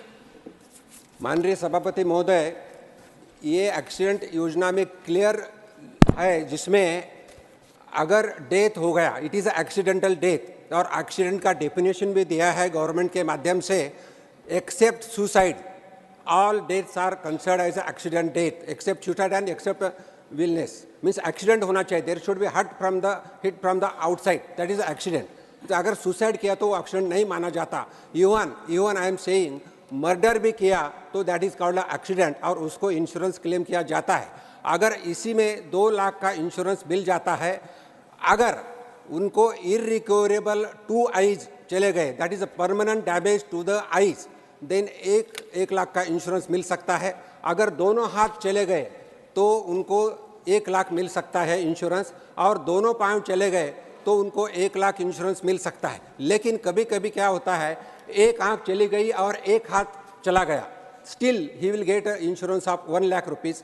कभी कभी एक हाथ और एक पाँव चला गया, कटा गया, तो भी उनको इंश्योरेंस 1 लाख का मिलता है। लेकिन इसमें 2 organs is essential in this rule. Third supplementary, Shri Dhananjay Mahadik. Thank you, Chairman, sir. I would like to know from the Minister through you, sir, what is the nature of the scheme of Pradhan Mantri Suraksha Bima Yojana? Thank you, sir. Honorable Minister. Sir, प्रधानमंत्री सुरक्षा बीमा योजना, जैसा मैं पहले ही बताया कि ये पुअर लोगों के लिए, अनऑर्गेनाइज्ड पॉपुलेशन के लिए और जो अंडर प्रिविलेज है लोगों के लिए है। इस स्कीम में ओनली 20 रुपए का प्रीमियम 1 साल से दिया जाता है, और इसमें भी समझो 1 जून से योजना चलती है, 1 जून से 31 मई तक। अगर किसी ने ये योजना में जैसा 3 महीने के बाद किया तो उसको 3 महीने के बाद, 6 महीने के बाद भी उनको इन्वॉल्व हो सकते हैं। और मैंने जैसे बताया, there should be a permanent damage of the organ. अगर ऑर्गन हो गया तो उसमें आईज हो, हैंड्स हो, फुट हो, तो इसका फ़ायदा मिल सकता है। अगर एक्सीडेंटल डेथ हो गया तो भी 2 लाख उनके जिसके ऊपर नॉमिनी है उनको ये मदद मिल सकती है। और अगर मैं बताना चाहता हूं तो अभी तक इस योजना के माध्यम से 2115 करोड़ का राशि डिस्टर्बर्स हो चुके, 2502 करोड़ की राशि यानी लोगों को मदद मिल चुकी है। Fourth supplementary, Shrimati Sulata Deo. Thank you chairman sir, मुझे सप्लीमेंट्री में बोलने के लिए मौका देने के लिए। मैं आपके माध्यम से ये जानना चाहती हूँ कि जो हेल्थ इंश्योरेंस कंपनी है, भारत में कितने हेल्थ इंश्योरेंस कंपनी काम कर रहे हैं, और देखा जाए तो मैं तो यहाँ भी क्वेश्चन पूछूंगी कि यहाँ जो हेल्थ इंश्योरेंस कंपनी के जो कॉन्ट्रैक्ट रिन्यूअल होते हैं सालों में, उसमें कितना परसेंटेज रिन्यूअल अमाउंट लेना चाहिए, कोई गाइडलाइन है क्या? अगर है तो उस हिसाब से वो लोग ले रहे हैं, क्योंकि मुझे जितना पता है जो सीनियर सिटीजन वगैरह होते हैं उनको बहुत ज़्यादा रिन्यूअल अमाउंट आता है, कभी कभी डबल हो जाता है रिन्यूअल अमाउंट। ये तो मरता क्या ना करता। ये तो हम उड़ीसा से बिलोंग्स करते हैं तो मैं बोलूँगी कि मेरे स्टेट में भी ऐसा हो रहा है, मगर ये हमारे यहाँ पर बीजू स्वास्थ्य कल्याण कार्ड है जो नवीन पटनायक जी ने बनाया हुआ है, करीबन 1 करोड़ फैमिली को बिलोंग्स दिया गया है वो कार्ड, मगर उससे बाद में जो इंश्योरेंस कवर कर रहे हैं वो इंश्योरेंस कंपनी के ऊपर कंट्रोल है कि नहीं, अगर है तो कितना लेना चाहिए, मुझे वही जानना है। Thank you so much sir. माननीय सभापति महोदय, इंश्योरेंस के बारे में जो पहला क्वेश्चन था उसमें इंश्योरेंस के बारे में अलग अलग कंपनी हमारे देश में है, जिसमें मैं बताना चाहता हूँ कि अगर गवर्नमेंट के इंश्योरेंस की कंपनी लिए तो गवर्नमेंट में नेशनल इंश्योरेंस है, न्यू इंडिया इंश्योरेंस है, ओरिएंटल इंश्योरेंस है, और लाइफ इंश्योरेंस भी है। और अगर प्राइवेट की बात करें तो बजाज अलायंस है, चलो मंडलम, एमएस जनरल इंश्योरेंस है, फ्यूचर, नंबर ऑफ कंपनीज है, आईसीआईसीआई है, लोम्बार्ड इंश्योरेंस है, बजाज इंश्योरेंस है, फ्यूचर जनरल इंश्योरेंस है, रिलायंस इंश्योरेंस है, टाटा एआईजी इंश्योरेंस है, ऐसे बहुत सारे इंश्योरेंस कंपनियां हैं। सब क्वेश्चन उन्होंने पूछा है कि हेल्थ के बारे में क्या है। मैं एक डॉक्टर हूं और बताना चाहता हूं सर कि सबसे ज़्यादा और सबसे पूरे भारत में ही नहीं, पूरे दुनिया में अगर कोई हेल्थ इंश्योरेंस का कार्ड होगा तो आयुष्मान भारत कार्ड है। और आयुष्मान भारत के माध्यम से 50 करोड़ तक इंश्योरेंस मिला है लोगों को, और जिसमें not only the one person जिसका इंश्योरेंस किया है, लेकिन पूरे फैमिली को 5 जन को इंश्योरेंस मिलता है, जिसमें 5 लाख तक उसकी सुविधा मिल सकती है। और इसमें कुछ रिकॉग्नाइज हॉस्पिटल्स भी है, सभी गवर्नमेंट हॉस्पिटल्स में फ़ायदा हो सकता है। और इसके साथ मैं बताना चाहता हूँ, जो जीवन ज्योति बीमा योजना है, अलग अलग स्कीम्स है, सुरक्षा बीमा योजना है, ये भी हेल्थ इंश्योरेंस में। 5th supplementary, Dr. Ami Yaznik. For giving me this opportunity. I have a very serious and relevant question to the Honorable Minister of Finance regarding these particular 2 schemes. Both the schemes, the banks act as enrolling agents.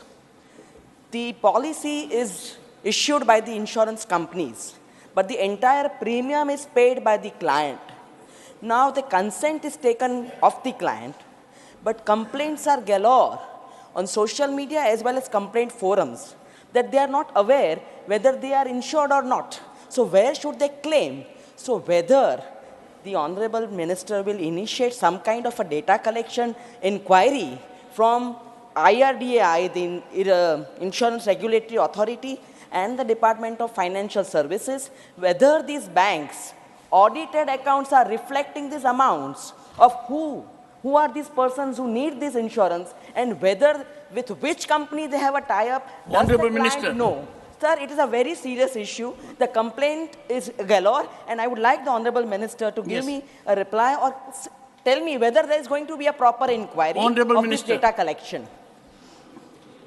माननीय सभापति महोदय, मैं आपके माध्यम से सभागृह का बताना चाहता हूं, ये जो इंश्योरेंस है, जो जिसमें मैंने बताया प्राइम मिनिस्टर सुरक्षा बीमा योजना, प्राइम मिनिस्टर जीवन ज्योति बीमा योजना, ये दोनों इंश्योरेंस स्कीम में इंश्योरेंस का कोई ऐसा सर्टिफिकेट नहीं दिया जाता।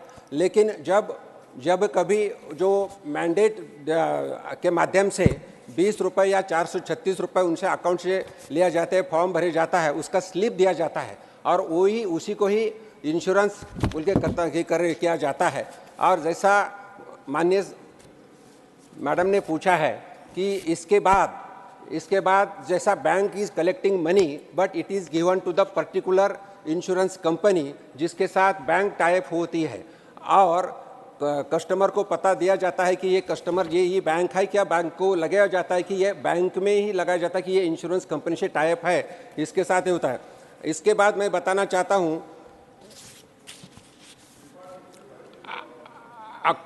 अकोमोडेशन, जैसा मैं बताया कि जो अगर क्लेम करना है तो बैंक में भी ओम्बड्समैन रहते हैं, और इंश्योरेंस कंपनी जैसा इरडाई की बात की, इरडाई के माध्यम से भी ओम्बड्समैन रहते हैं, और उसके माध्यम से इंश्योरेंस कंपनी की तरफ कंप्लेन हो सकती है। Question number 17, Shri Pramod Tiwari. Honourable minister. Supplementary 1, Shri Pramod Tiwari. मैं आभारी हूँ आपका, ये एक महत्वपूर्ण स्वास्थ्य से जुड़े हुए प्रश्न पर आपने मुझे मौका दिया है। योजना का प्रचार प्रसार तो बहुत है, पर जो संसाधन उपलब्ध कराए हैं सरकार ने वो नगण्य। माननीय मंत्री जी के जवाब देख रहा था मैं, 1 दिसंबर 2023 तक 2 करोड़ 50 लाख रुपए इस पर खर्च हुआ है। इसमें कितना विज्ञापन में गया होगा ये समझने की ज़रूरत है।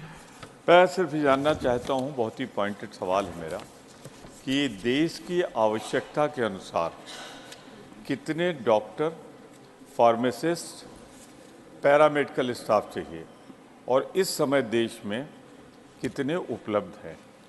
इस अंतर को पाटने के लिए क्या कोई स्कीम, कोई व्यापक प्रयास, कोई महत्वपूर्ण कदम उठाया जा रहा है? माननीय मंत्री जी। माननीय अध्यक्ष जी, हमारे वरिष्ठ सदस्य ने बहुत ही अच्छा सवाल पूछा है कि देश की हेल्थ सिस्टम कैसे मजबूत हो। तो हमारी दोनों मॉडर्न मेडिसिन और आयुष सिस्टम दोनों बहुत ही अच्छी तरह से काम करें।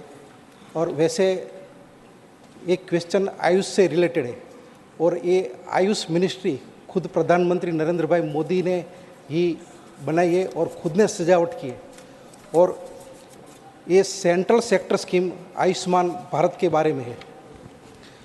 तो उसमें कुल अभी तक आयुष मेडिकल कॉलेज 2014 में 523 थी, वो 2022 में 780, और ऐसे ही अंडर ग्रेजुएट सीट्स भी 74% की बढ़ोतरी है। तो 23,974 सीट्स की बढ़ोतरी है।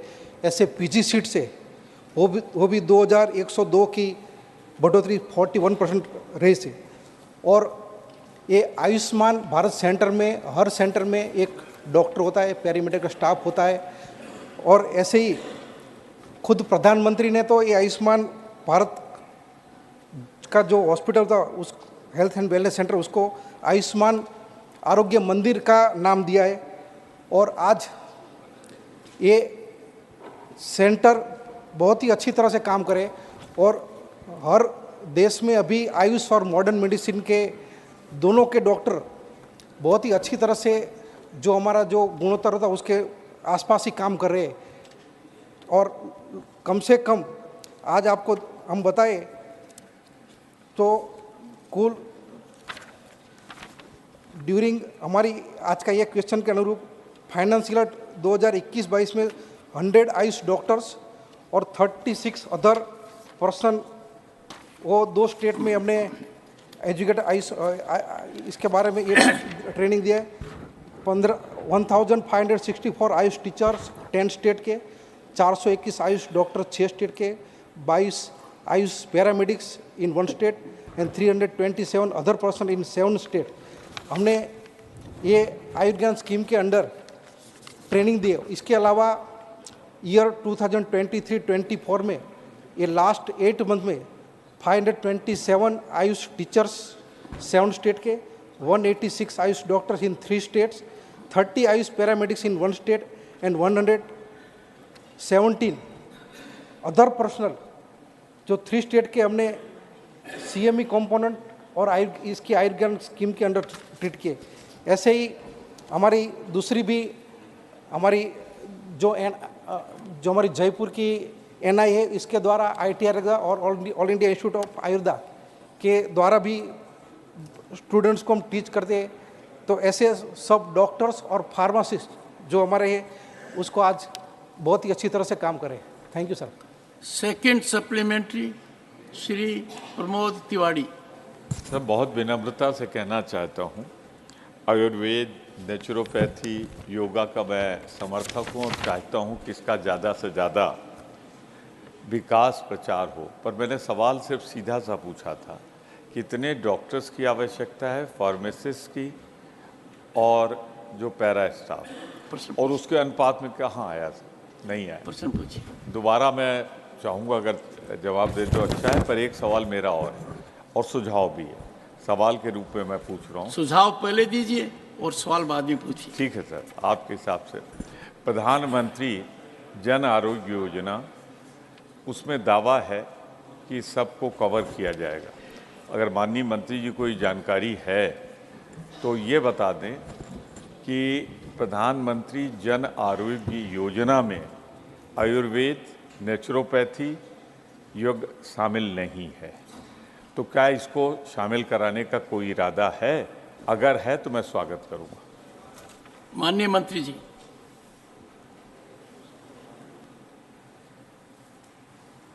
माननीय सभापति जी, आज हमारी सदन की एक बड़ी सदस्य ने जो सवाल की है बड़े रेलिवेंट है। स्वास्थ्य सेक्टर में आज एक एग्जाम्पलरी ट्रांसफॉर्मेशन लाया गया है। माननीय प्रधानमंत्री जी ने पिछली 9.5 साल की कार्यकाल में उन्होंने आयुष सेक्टर को बढ़ावा देने के लिए जो भी कदम उठाए हैं, देशवासियों ने, दुनिया ने इसको देखे है और महसूस भी की है, और उसमें से सबको सेवा भी मिली है। सबको मुझे लगता है कि काफ़ी अपने शारीरिक समस्या से राहत भी मिली है। तो इसलिए माननीय प्रमोद तिवारी जी ने जो सवाल की है, हमारे ये जो सेंट्रल सेक्टर आयुर्विज्ञान के जरिए जो भी हमारे डॉक्टर्स है, जो टीचर्स है, जो पैरामेडिकल स्टाफ है, जो नॉन आयुष साइंटिस्ट है, जो फिजियोथेरेपिस्ट है, सबको उनकी मतलब एम्पावरमेंट के सिलसिले में, आप स्किल के सिलसिले में उनकी क्षमता बढ़ाया जाए, उनकी इसके लिए उनको अधिक काबिलियत बनाने के लिए ये सेंट्रल सेक्टर स्कीम में वो व्यवस्था रखा गया है। तो आपका सवाल है कि आज ये जो आपने कहा कि मतलब प्राइम मिनिस्टर जन आरोग्य योजना जो है, तो माननीय प्रधानमंत्री जी ने तो हमें ये निर्देश दी है कि दोनों सिस्टम को एक साथ आप आगे बढ़ाए। दोनों system, integrated system of medicine आगे बढ़ाने के लिए उन्होंने जो निर्देश दी थी, उसी निर्देश को हम निष्ठापूर्वक पालन करने के लिए ministry of health and family welfare, ministry of Ayush पिछली 2 साल एक साथ हम लोग काम किया है। और आज एम्स से लेकर up to the health and wellness centre तक, सब सेंटर तक और district hospital, community health centre, primary health centre, हर सेंटर में दोनों सिस्टम उपलब्ध हो, इसके लिए जो भी निर्देश दी है उसको हम लोगों ने उसको सही लागू करने के लिए हम लोग प्रतिबद्ध है और हम लोग कर रहा है। तो इसलिए आपका जो सवाल है, माननीय प्रधानमंत्री जी ने ये बात कही है कि दोनों मिनिस्ट्री का लक्ष्य एक ही है, prevention of disease, preservation of health. अगर एक ही लक्ष्य है, एक साथ क्यों नहीं काम करे? तो इसलिए एक होलिस्टिक वर्किंग रिलेशनशिप डेवलप करने के सिलसिले में जो भी आज सारे प्लानिंग की गई है, जिसको लागू की गई है, मुझे लगता है कि देशवासियों के लिए हो या दुनिया के लिए हो, ये बहुत बड़े एक उदाहरण है और ये निश्चित रूप से होलिस्टिक हेल्थ केयर सिस्टम में बहुत बड़ा काम में आए। Third supplementary, doctor Anil Jain. Doctor Anil Jain ji sir. Third supplementary. माननीय प्रधानमंत्री जी के इनिशिएटिव पर देश में ही नहीं दुनिया में आयुष का फैलाव हुआ है और आयुष के प्रति दुनिया के लोगों की श्रद्धा बढ़ी है और दुनिया के लोग आयुष के माध्यम से अपना ट्रीटमेंट कराना चाहते हैं। और मैं इस बात के लिए सरकार को बधाई देता हूं। कोरोना के समय पर भी मैं मॉडर्न मेडिसिन से आता हूं, मैंने मॉडर्न मेडिसिन के पूरे देश भर के डॉक्टर्स की भी बातचीत की। उसके साथ साथ आयुष के लोगों ने कोरोना के समय पर जो योगदान दिया है माननीय प्रधानमंत्री जी के इनिशिएटिव पर, वो सारी दुनिया ने इसको अप्रिशिएट किया है। मैं माननीय मंत्री जी से सवाल पूछना चाहता हूं कि जिस प्रकार से दुनिया में आयुष के प्रति जो लगाव हुआ है और इस प्रकार आयुष के माध्यम से दुनिया के लोग भारत में ट्रीटमेंट कराना चाहते हैं, ऐसे आयुष वीज़ा के लिए हमारे कितने लोगों को वर्तमान में ये वीज़ा दिया जा रहा है? आगे आने वाले समय में आयुष वीज़ा कितने लोगों को और दिया जाएगा? सरकार की इसके बारे में क्या नीति है? और आने वाले 5 साल में आयुष को प्रमोट करने के लिए और दुनिया में आयुष के फैलाव के लिए और वीज़ा बढ़ाया जा सकता है और फैसिलिटीज बढ़ाई जा सकती हैं, इसके बारे में माननीय मंत्री जी हमको अवगत कराने की कृपा करें। ऑनरेबल मिनिस्टर जी, हमारे आदरणीय अनिल जैन जी ने जो भी सवाल की है, इस सवाल का जवाब यही है कि अब health hill in India, medical travel tourism और दुनिया की ये हब बने चिकित्सा के सिलसिले में। तो इसलिए दुनिया के अलग अलग प्रांतों से जो भी हमारे आयुर्वेदा चिकित्सा के लिए, आयुष की चिकित्सा के लिए जो भी आना चाहते हैं, उनकी सुविधा के लिए एक अलग सा कैटेगरी वीजा नोटिफाइड की गई है। तो इसलिए मुझे लगता है कि अगले दिनों में आज जो व्यवस्था खड़ा हुई है, आप देखिए all India institute of Ayurveda Sarita Vihar में जो है, सिर्फ 6 साल के अंदर फुटफॉल 17.5 लाख हो चुका है, 17.5 लाख। और WHO का डायरेक्टर जनरल ने भी एक बड़े डेलीगेशन लेकर उन्होंने भी विजिट किया है और बड़े प्रशंसा की है। साथ साथ में कुछ दिन पहले 12 अफ्रीकन कंट्री की उनके हेड ऑफ द नेशन के डायरेक्शन को वो मानते हुए 12 एम्बेसडर ने भी खुद आया और हमारा व्यवस्था को देखा। तो इसलिए साफ यही है कि हिंदुस्तान में जो भी अभी हॉस्पिटल नेटवर्क बने हैं और साथ साथ में हमारे डॉक्टर्स हो, हमारे टीचर्स हो, हमारा साइंटिस्ट हो, हमारा पैरामेडिकल स्टाफ हो, सभी स्टाफ को जिस हिसाब से शक्ति गई है और जो माननीय प्रधानमंत्री जी का विजन है, दुनिया को साथ लेकर दुनिया को स्वास्थ्य सेक्टर में एक बड़े सेवा देने का जो हमारे प्रधानमंत्री जी का आग्रह है, इसलिए उन्होंने ये बात, देखिए आप लोग सुन तो लीजिए, इसलिए मैं कह रहा हूं, आप इंटरनेशनल डे ऑफ योगा को देखिए। इंटरनेशनल डे ऑफ योगा में इस बार माननीय प्रधानमंत्री जी ने यूएनओ की हेडक्वार्टर की जो भी प्रीमिसेस में जो कॉमन योगा प्रोटोकॉल डेमोन्स्ट्रेट की है, जिसका नेतृत्व उन्होंने दी है, और 135 देशों का डेलीगेट ने उस कार्यक्रम में भाग लेकर दुनिया को यह साबित किया है कि माननीय प्रधानमंत्री जी ने स्वास्थ्य सेक्टर में जो भी उन्होंने उपाय दी है, इस उपाय सही है और ये वैज्ञानिक है। तो मुझे लगता है कि निश्चित रूप से हमारे अनिल जैन साहब ने जो भी सवाल की है, इस सवाल का जवाब यही है, हमारा लक्ष्य स्पष्ट है। माननीय प्रधानमंत्री जी ने एक बात G20 में रखी है, one earth, one family, one future. So that's the one, it is for one health. So Vasudhaiva Kutumbakam, इतने बड़े उन्होंने बात रखी जिसके जरिए आज दुनिया को भी ये बात मानने के लिए सब कोई सहमत है। तो मुझे लगता है कि हमारे अगले दिनों में इस सेक्टर में ऐसे ही दुनिया का आकर्षण बढ़ाने में हिंदुस्तान माननीय प्रधानमंत्री के नेतृत्व में बड़े प्रतिबद्ध होकर काम करते रहेंगे। Fourth supplementary doctor V Sivadasan.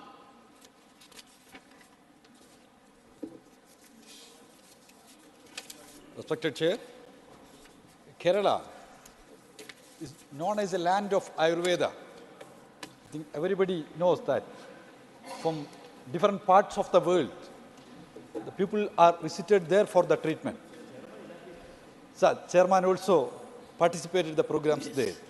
So, what I am asking to the Minister, there a lot of noted institutions are there, like Kottakkal Institute, Arya Vaidyashala, Thiruvananthapuram Institute, Kannur Medical Colleges are there.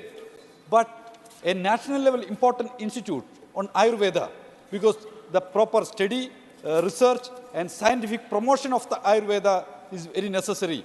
So what kind of initiative from the union government is there?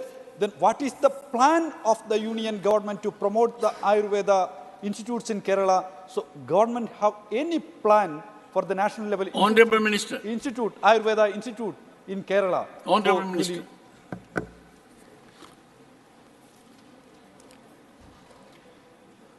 माननीय सभापति महोदय, जो सदस्य ने सवाल की है, इसके जवाब में इतना ही कहूँगा कि हम हमारे परम आदरणीय प्रधानमंत्री जी के नेतृत्व में देश के हर प्रांत को हमारे आयुष सिस्टम से जोड़ने के लिए हमने जो भी कदम उठाए हैं, इसमें केरला भी है। केरला अपना खुद का पहचान भी है। ट्रेडिशनल सिस्टम ऑफ मेडिसिन में केरला ने बहुत बड़ा योगदान दी है और इसलिए अगले दिनों में निश्चित रूप से हमारे स्टेट गवर्नमेंट की जो भी स्टेट एनुअल एक्शन प्लान के मुताबिक अगर प्रपोजल वो दे तो निश्चित रूप से इस विषय पर हम विचार करेंगे।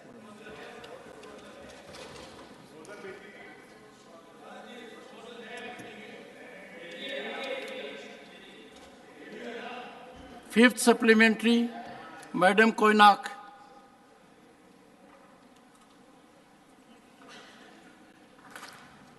I'd like to ask the Honorable Minister, under capacity building and continuing medical education component of Ayurgyan scheme, does the ministry have plans to train Ayush doctors and other personnels in the rest of the states not yet covered in the country, and especially northeastern states of Arunachal, Nagaland, Manipur, Mizoram and Tripura?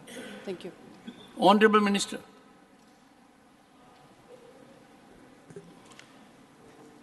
मैं madam को धन्यवाद देता हूं, माननीय सभापति जी, क्योंकि north east से है और मैं भी नॉर्थ ईस्ट से हूँ, और सबको मालूम है कि माननीय प्रधानमंत्री जी हमेशा नॉर्थ ईस्ट को विकास की रास्ते पर तेज से चलने के लिए उन्होंने बहुत बड़ा योगदान दी है, मैं भी 3 बहुत साल बड़ा मेहनत की है। I was also there in North East for 3 years. Thank you, sir. So that is a priority sector for our Honorable Prime Minister Narendra Modi ji, who has given everything for the speedy growth of North East. That's why I, being like a North Easterner, I am especially grateful to Honorable Prime Minister Narendra Modi ji. And in this regard, so far 33 integrated Ayush hospitals were approved, and 9 are functional, and 33 integrated Ayush hospitals are already under different stages of implementation, and more than 850 numbers of health and wellness centers are being improved. So I believe that's the way we are trying to make Northeast very much sensitive in this regard in the sector of education, research and training, as well as for hospital better facility. Thank you. Question number 18, Shri Neeraj Dangi. Question number 18. Honorable Minister. Supplementary 1, Shri Neeraj Dangi. माननीय सभापति महोदय का धन्यवाद है। क्या हो गया mic? Sir mic sir. Sir मेरे प्राथमिक प्रश्न का जो 4th भाग है उसका आंसर प्रॉपर नहीं है। मैं समझता हूं कि पूरा प्रॉपर आंसर आना चाहिए था। मेरा पहला सप्लीमेंट्री क्वेश्चन है, क्या वित्त मंत्री जी उन विशिष्ट उपायों या प्रयासों के बारे में विस्तार से बता सकते हैं जिनकी योजना सरकार बना रही है, या इसके अतिरिक्त डिफॉल्टरों की बढ़ती संख्या से उत्पन्न चुनौतियों से निपटने के लिए लागू की गई है? Honourable minister.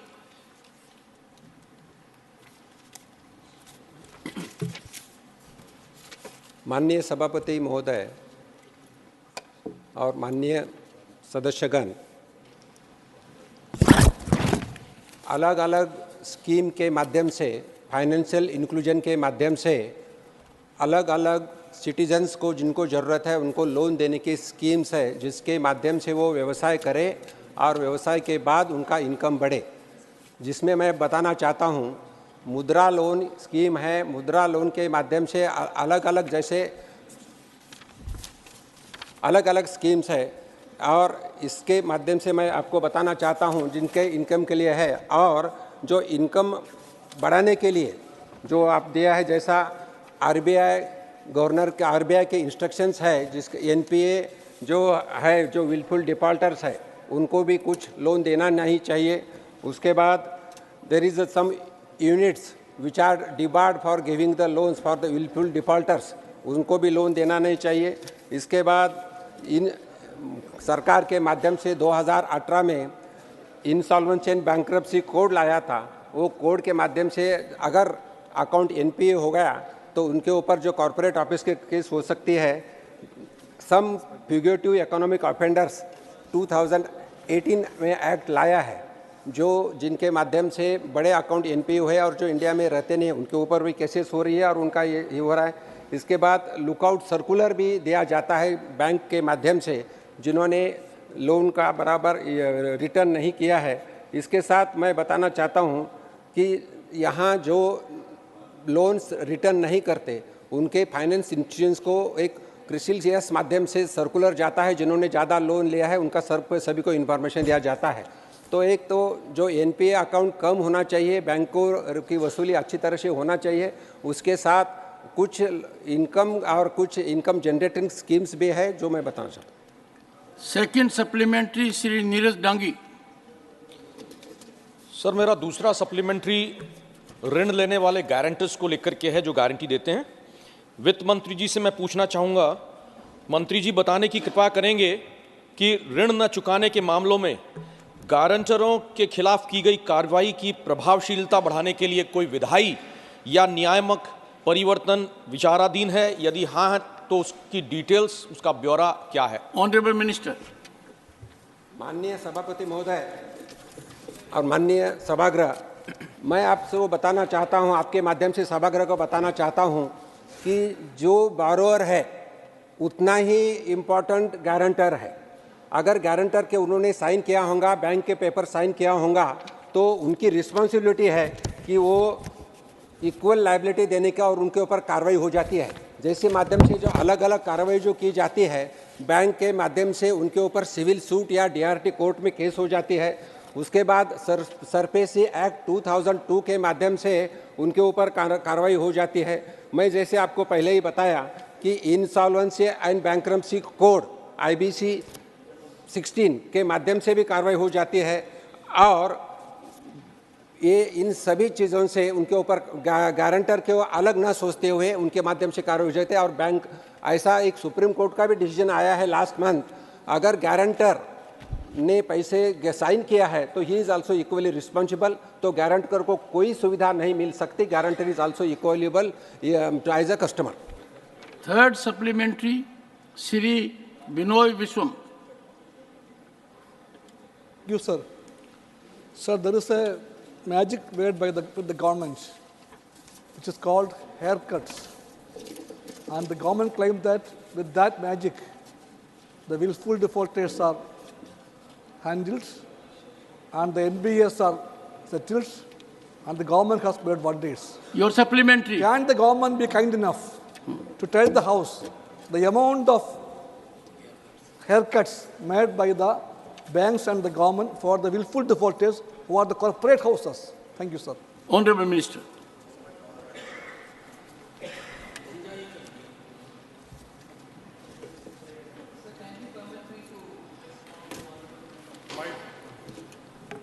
It's not the government which suggests saying take this haircut or take that level of haircut. There is an established mechanism through which the Committee of Creditors decides on the basis of the proposals which are before them to see what is the best solution which can be offered. So first I would like to dispel the impression that the honorable members having and also probably putting before this House that the government decides on how much has to be the haircut. Not at all. There is an institutional bylaw mechanism which decides on how the creditors are going to be paid back.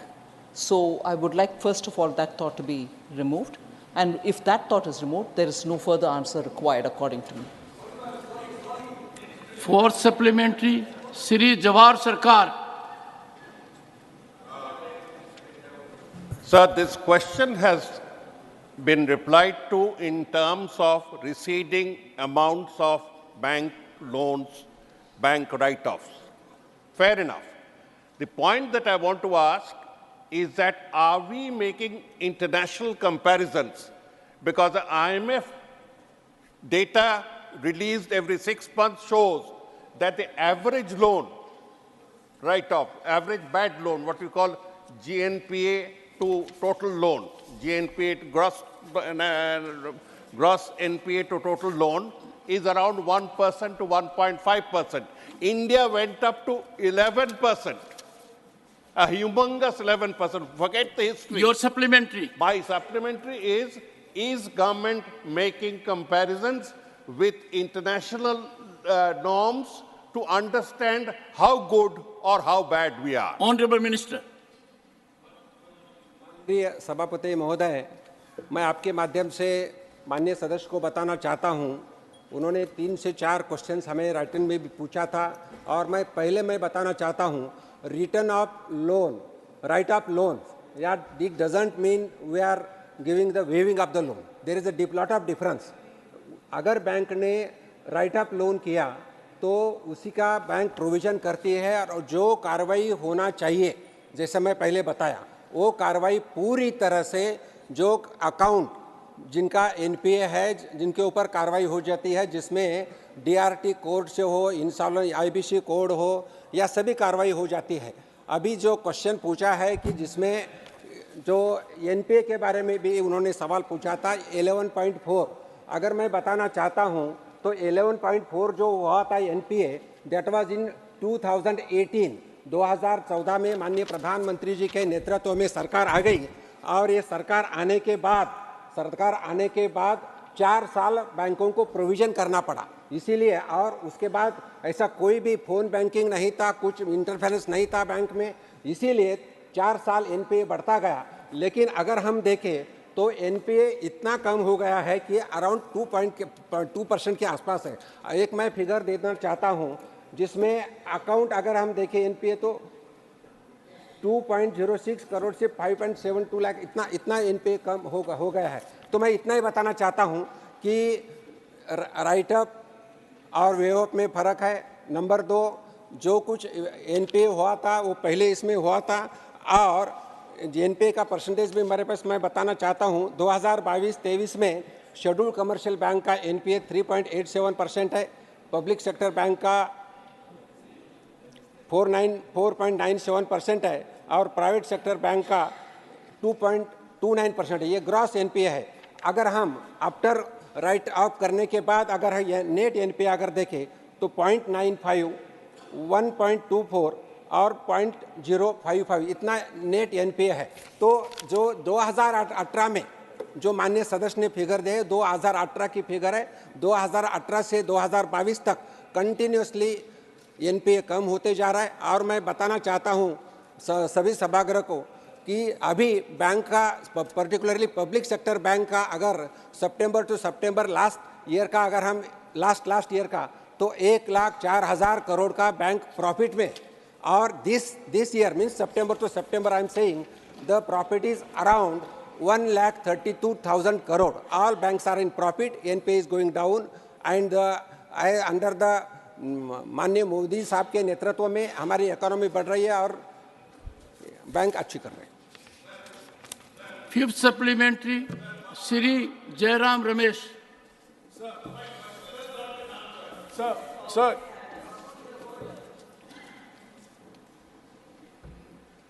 Honorable Minister. I just would seek your permission, sir, to say the question has not been answered. It's absolutely been answered. NPA's gross and NPA's net are coming down. And if the, let me finish. One second. Are coming down. And the numbers are before me. I'd like to read for those who think, no, we are hiding facts. No, I will read by year. The net NPA is coming down.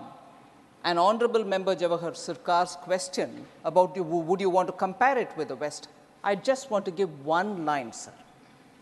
If NPAs are coming down in India, and steadily at that, at every year's number shows, which I'll read it out, and would the Honorable Member please carefully notice that banking distress, whether in Germany or in the US, and the banks which are going bust in the US, if that has not been kept in the back of the mind of the member, and he still would raise, would you do international comparison? This is the comparison which speaks for itself. So if you want me to name by country and then by India's banks comparison, it's hair-splitting. You are, as a senior member of the House, aware that even last year, major bank collapses happened both in the United States of America and in Switzerland and in Germany. And here we are showing you figure year after year about NPA coming down. Doesn't that indicate the health of the banks in both these countries? Not only NPA is coming down, profit margins going up of the banks. So, for the sake of the member who would want to persist on this question, I would seek his intelligence as much as yours, sir, in kindly listening to this number. Public sector banks, scheduled commercial banks, I would read both, first the scheduled commercial banks and the public sector banks subsequently. Net profit, net NPA ratio reduction. The high point was 2017-18 when scheduled commercial banks had a 5.94% of NPAs. And public sector banks had 7.97. Next year, it comes down to 3.65. Public sector banks comes down to 4.80. And subsequently, 2.81, 3.76, 2.39, 3.11, 1.67 to 2.19, and 22-23, sir, it's come down, the scheduled commercial banks' net NPA ratio as a percentage has come down to 0.95. And it has come down to 1.24 in public sector banks. Honorable Minister. Oh, sorry, sir. Oh, sorry, sir. They're drawing me to the temptation. Honorable Member Yagnik is a very senior member, a lawyer. She knows the technical terms, terminologies. From Eastern Write Ford. off and waive off. Come on. I hope the member of this house are not going to be tired of us repeatedly saying, what is a technical write-off, what is a waive-off? To go on asking this question. I'm not going to be tired to reply, but waive-off and write-off.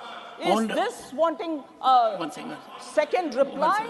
We've repeatedly said. I would urge Johar Sarkar, a very experienced senior member, to word his question directly, pinpointed.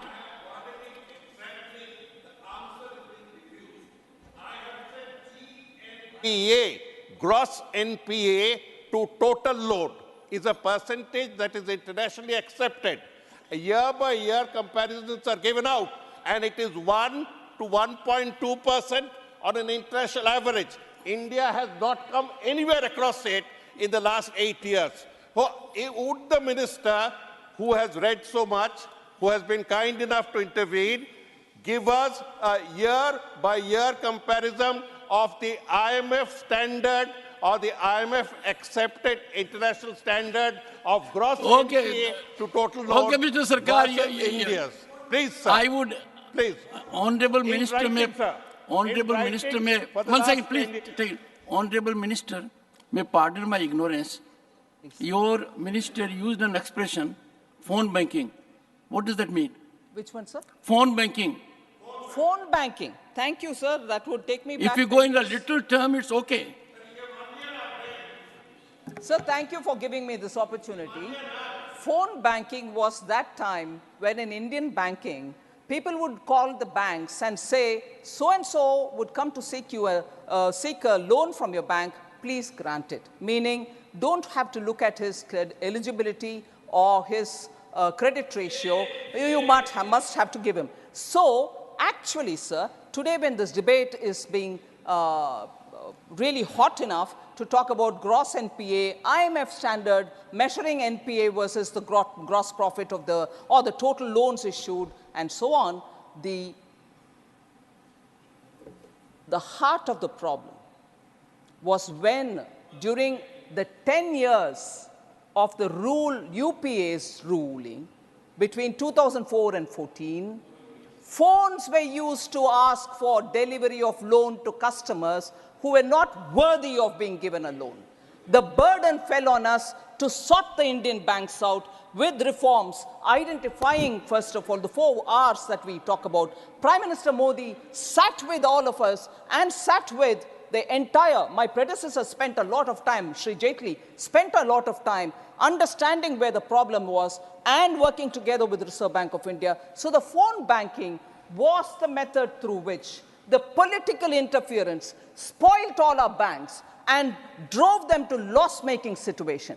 Today, if enthusiasm is shown on asking questions about NPAs, it is, first of all, look at the problem which contributed to NPAs and made Indian banks actually having a twin balance sheet problem. And the twin balance sheet problem made the Indian economy come down to being a fragile economy. That fragile economy today is the fastest growing and a rate of 7.6 in the last quarter. So please, kindly do recognize these things before questions on NPAs are asked. Jairam Ramesh, the last supplementary. Sir, thank you for giving me the opportunity finally for asking a supplementary. Sir, yesterday, the Honorable Finance Minister answered a question in the Lok Sabha and said that there are 2,623 willful defaulters who owe the banks 1.96 lakh crores. Now, I would like to ask the Honorable Finance Minister, what extra and special steps are being taken to deal with willful defaulters? Because a willful defaulter, by definition, is a deliberate defaulter. He is full of will to default in the first place. So I would like to ask the Honorable Finance Minister, without getting into the history, 2,623 individuals own the bank's 1.96 lakh crores. Would she consider naming and shaming them Honorable so that Minister. there is pressure on these Honorable defaulters? Minister. Sir, action is being taken on willful defaulters. My answer in the Lok Sabha is actually indicative of banks taking steps towards getting the money back from these people. Action, again, I'll just highlight the cases because that will specifically answer a question raised by the Honorable Member. As of 31/3/2023, the legal suites for recovery were filed against 13,978 accounts. Action under SURFACE have been initiated in 11,483 cases. FIRs have been filed in 5,674 cases. Aggregate amount of 33,801 crores have been recovered till 31/3/2023. The amount recovered is 33,000. Sir, therefore, the actions, and also there was a time, I think I've answered a parliament question about cases taken up by the ED. Now, why do I bring that here specifically? The money is recovered and the money is returned to the banks themselves, subject to correction, because I'm just saying it out of my memory. More than about 13,000 crores have been given to the banks from these defaulters on whom PMLA cases have resulted in action through the Enforcement Directorate. So monies are being recovered through CBI cases, monies are being recovered through SURFACE. So specific action through the various legal provisions are being taken, and as a result, monies are going back to the banks. Now, as on 1st December 2023, just a couple of days ago, assets amounting to 15,186.64 crores have been confiscated by the ED. I want this specifically on the record. 15,186.64 crores have been confiscated by the ED, out of which amounting to 15,183.77 crores have been restituted to the public sector banks. That amount where I said subject to correction 13,000, I stand corrected. The amount is more than 13,000. It is 15,183.77 crores which have been restituted to the banks. So the bank, the phone banking, NPA, what goes to the bank? This is the kind of constant action being taken by the CBI, ED, and the income tax and others, that money, both from the willful defaulters and from others who owe the Consolidated Fund of India, the money which has to go back through the banks or otherwise directly, are being put back. So this 15,183.77 crores is under the PMLA. Furthermore, sir, PMC Bank has recovered, I'm sure many from Maharashtra will be interested in knowing about this. PMC Bank has recovered 104.02 crores with active cooperation and support of ED. Assets amounting 692.89 crores have been confiscated under the provision of the FEOA 2018. So monies are constantly being recovered, not small amounts, huge amounts, which are going back to the public sector banks. Thank you, sir. Question number 19, Sri Mukul Balkrishan Vasnik. Honorable Minister.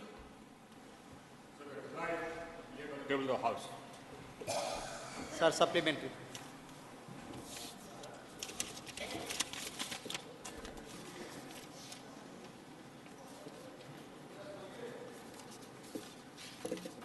Sri Amar Patnaik.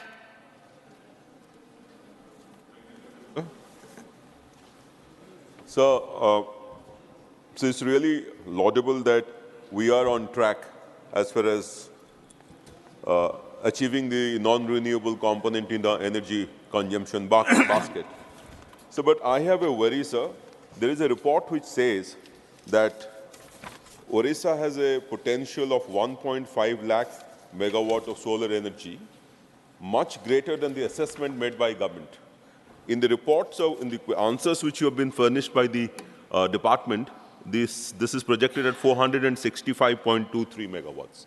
So if this potential is harnessed for every state, do we think that we can actually have much larger component of non-renewable sector in our energy consumption basket, in which case net zero actually becomes net positive for us.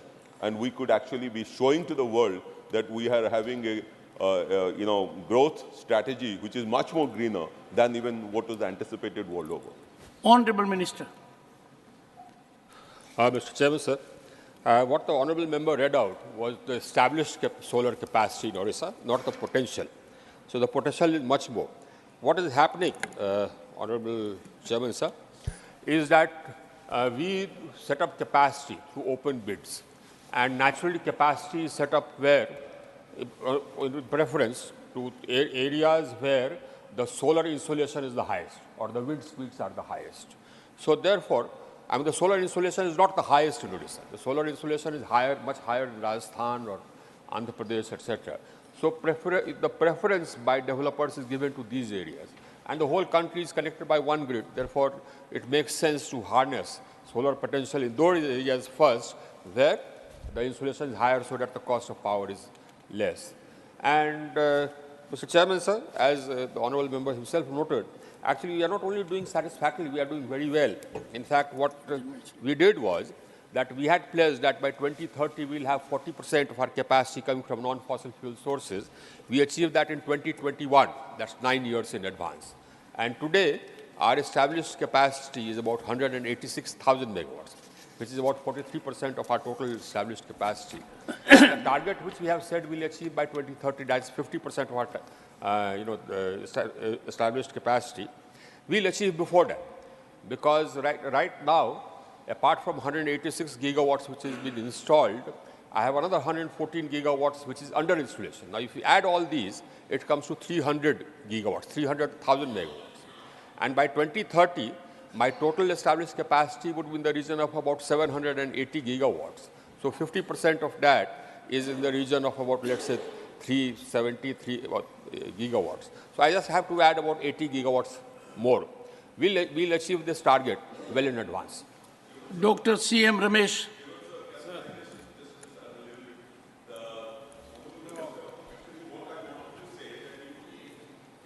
Potential at a low level, then we will be only achieving that target. But if we actually, whatever figures have been mentioned, your wind energy, solar energy, hydropower energy, if our potential is even higher, then we should actually target to actually achieve that, in which case we will have much better potential to achieve a higher growth rate, and even our fossil component can become even more. Well, the Honourable Member can meet the Honourable Minister in his chamber.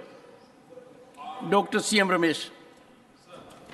As per the Minister said rightly now, to achieve the goals, every year we had to do 30 gigawatts, solar I am telling about the solar.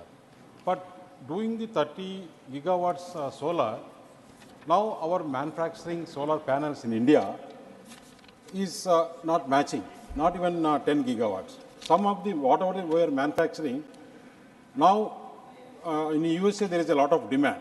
Now majority of the manufacturers, they are sending to the USA, and we are not importing because of BCD 30-40% tax. Now how to achieve this, Minister has to explain now. Honourable Minister. One, of course, is my friend Mr. Patnaik. Our ambition is not limited to achieving 50% of our capacity. In fact, our ambition is much higher. As the Prime Minister announced, by 2030, we'll have 500,000 megawatts of established capacity coming from non-fossil fuel sources. So actually, our ambition is much higher. Now, I already have 300 gigawatts, 300,000 megawatts established. I have to establish about 200 gigawatts to get to 500 gigawatts. So we've laid down a trajectory of bidding out 50,000 megawatts every year. So that will actually take us to another about we have 6 years left to 2030. Thank you, If I Honorable add 50 gigawatts every year, that will take me to 600 gigawatts. So I'll be ahead of that target as well. Now the problem is about the problem which my friend Ramesh mentioned. The House was will about meet. the availability of solar cells and modules. The Honorable Member may interact with the Honorable Minister. Right. The House will meet again at 2 p.m. today.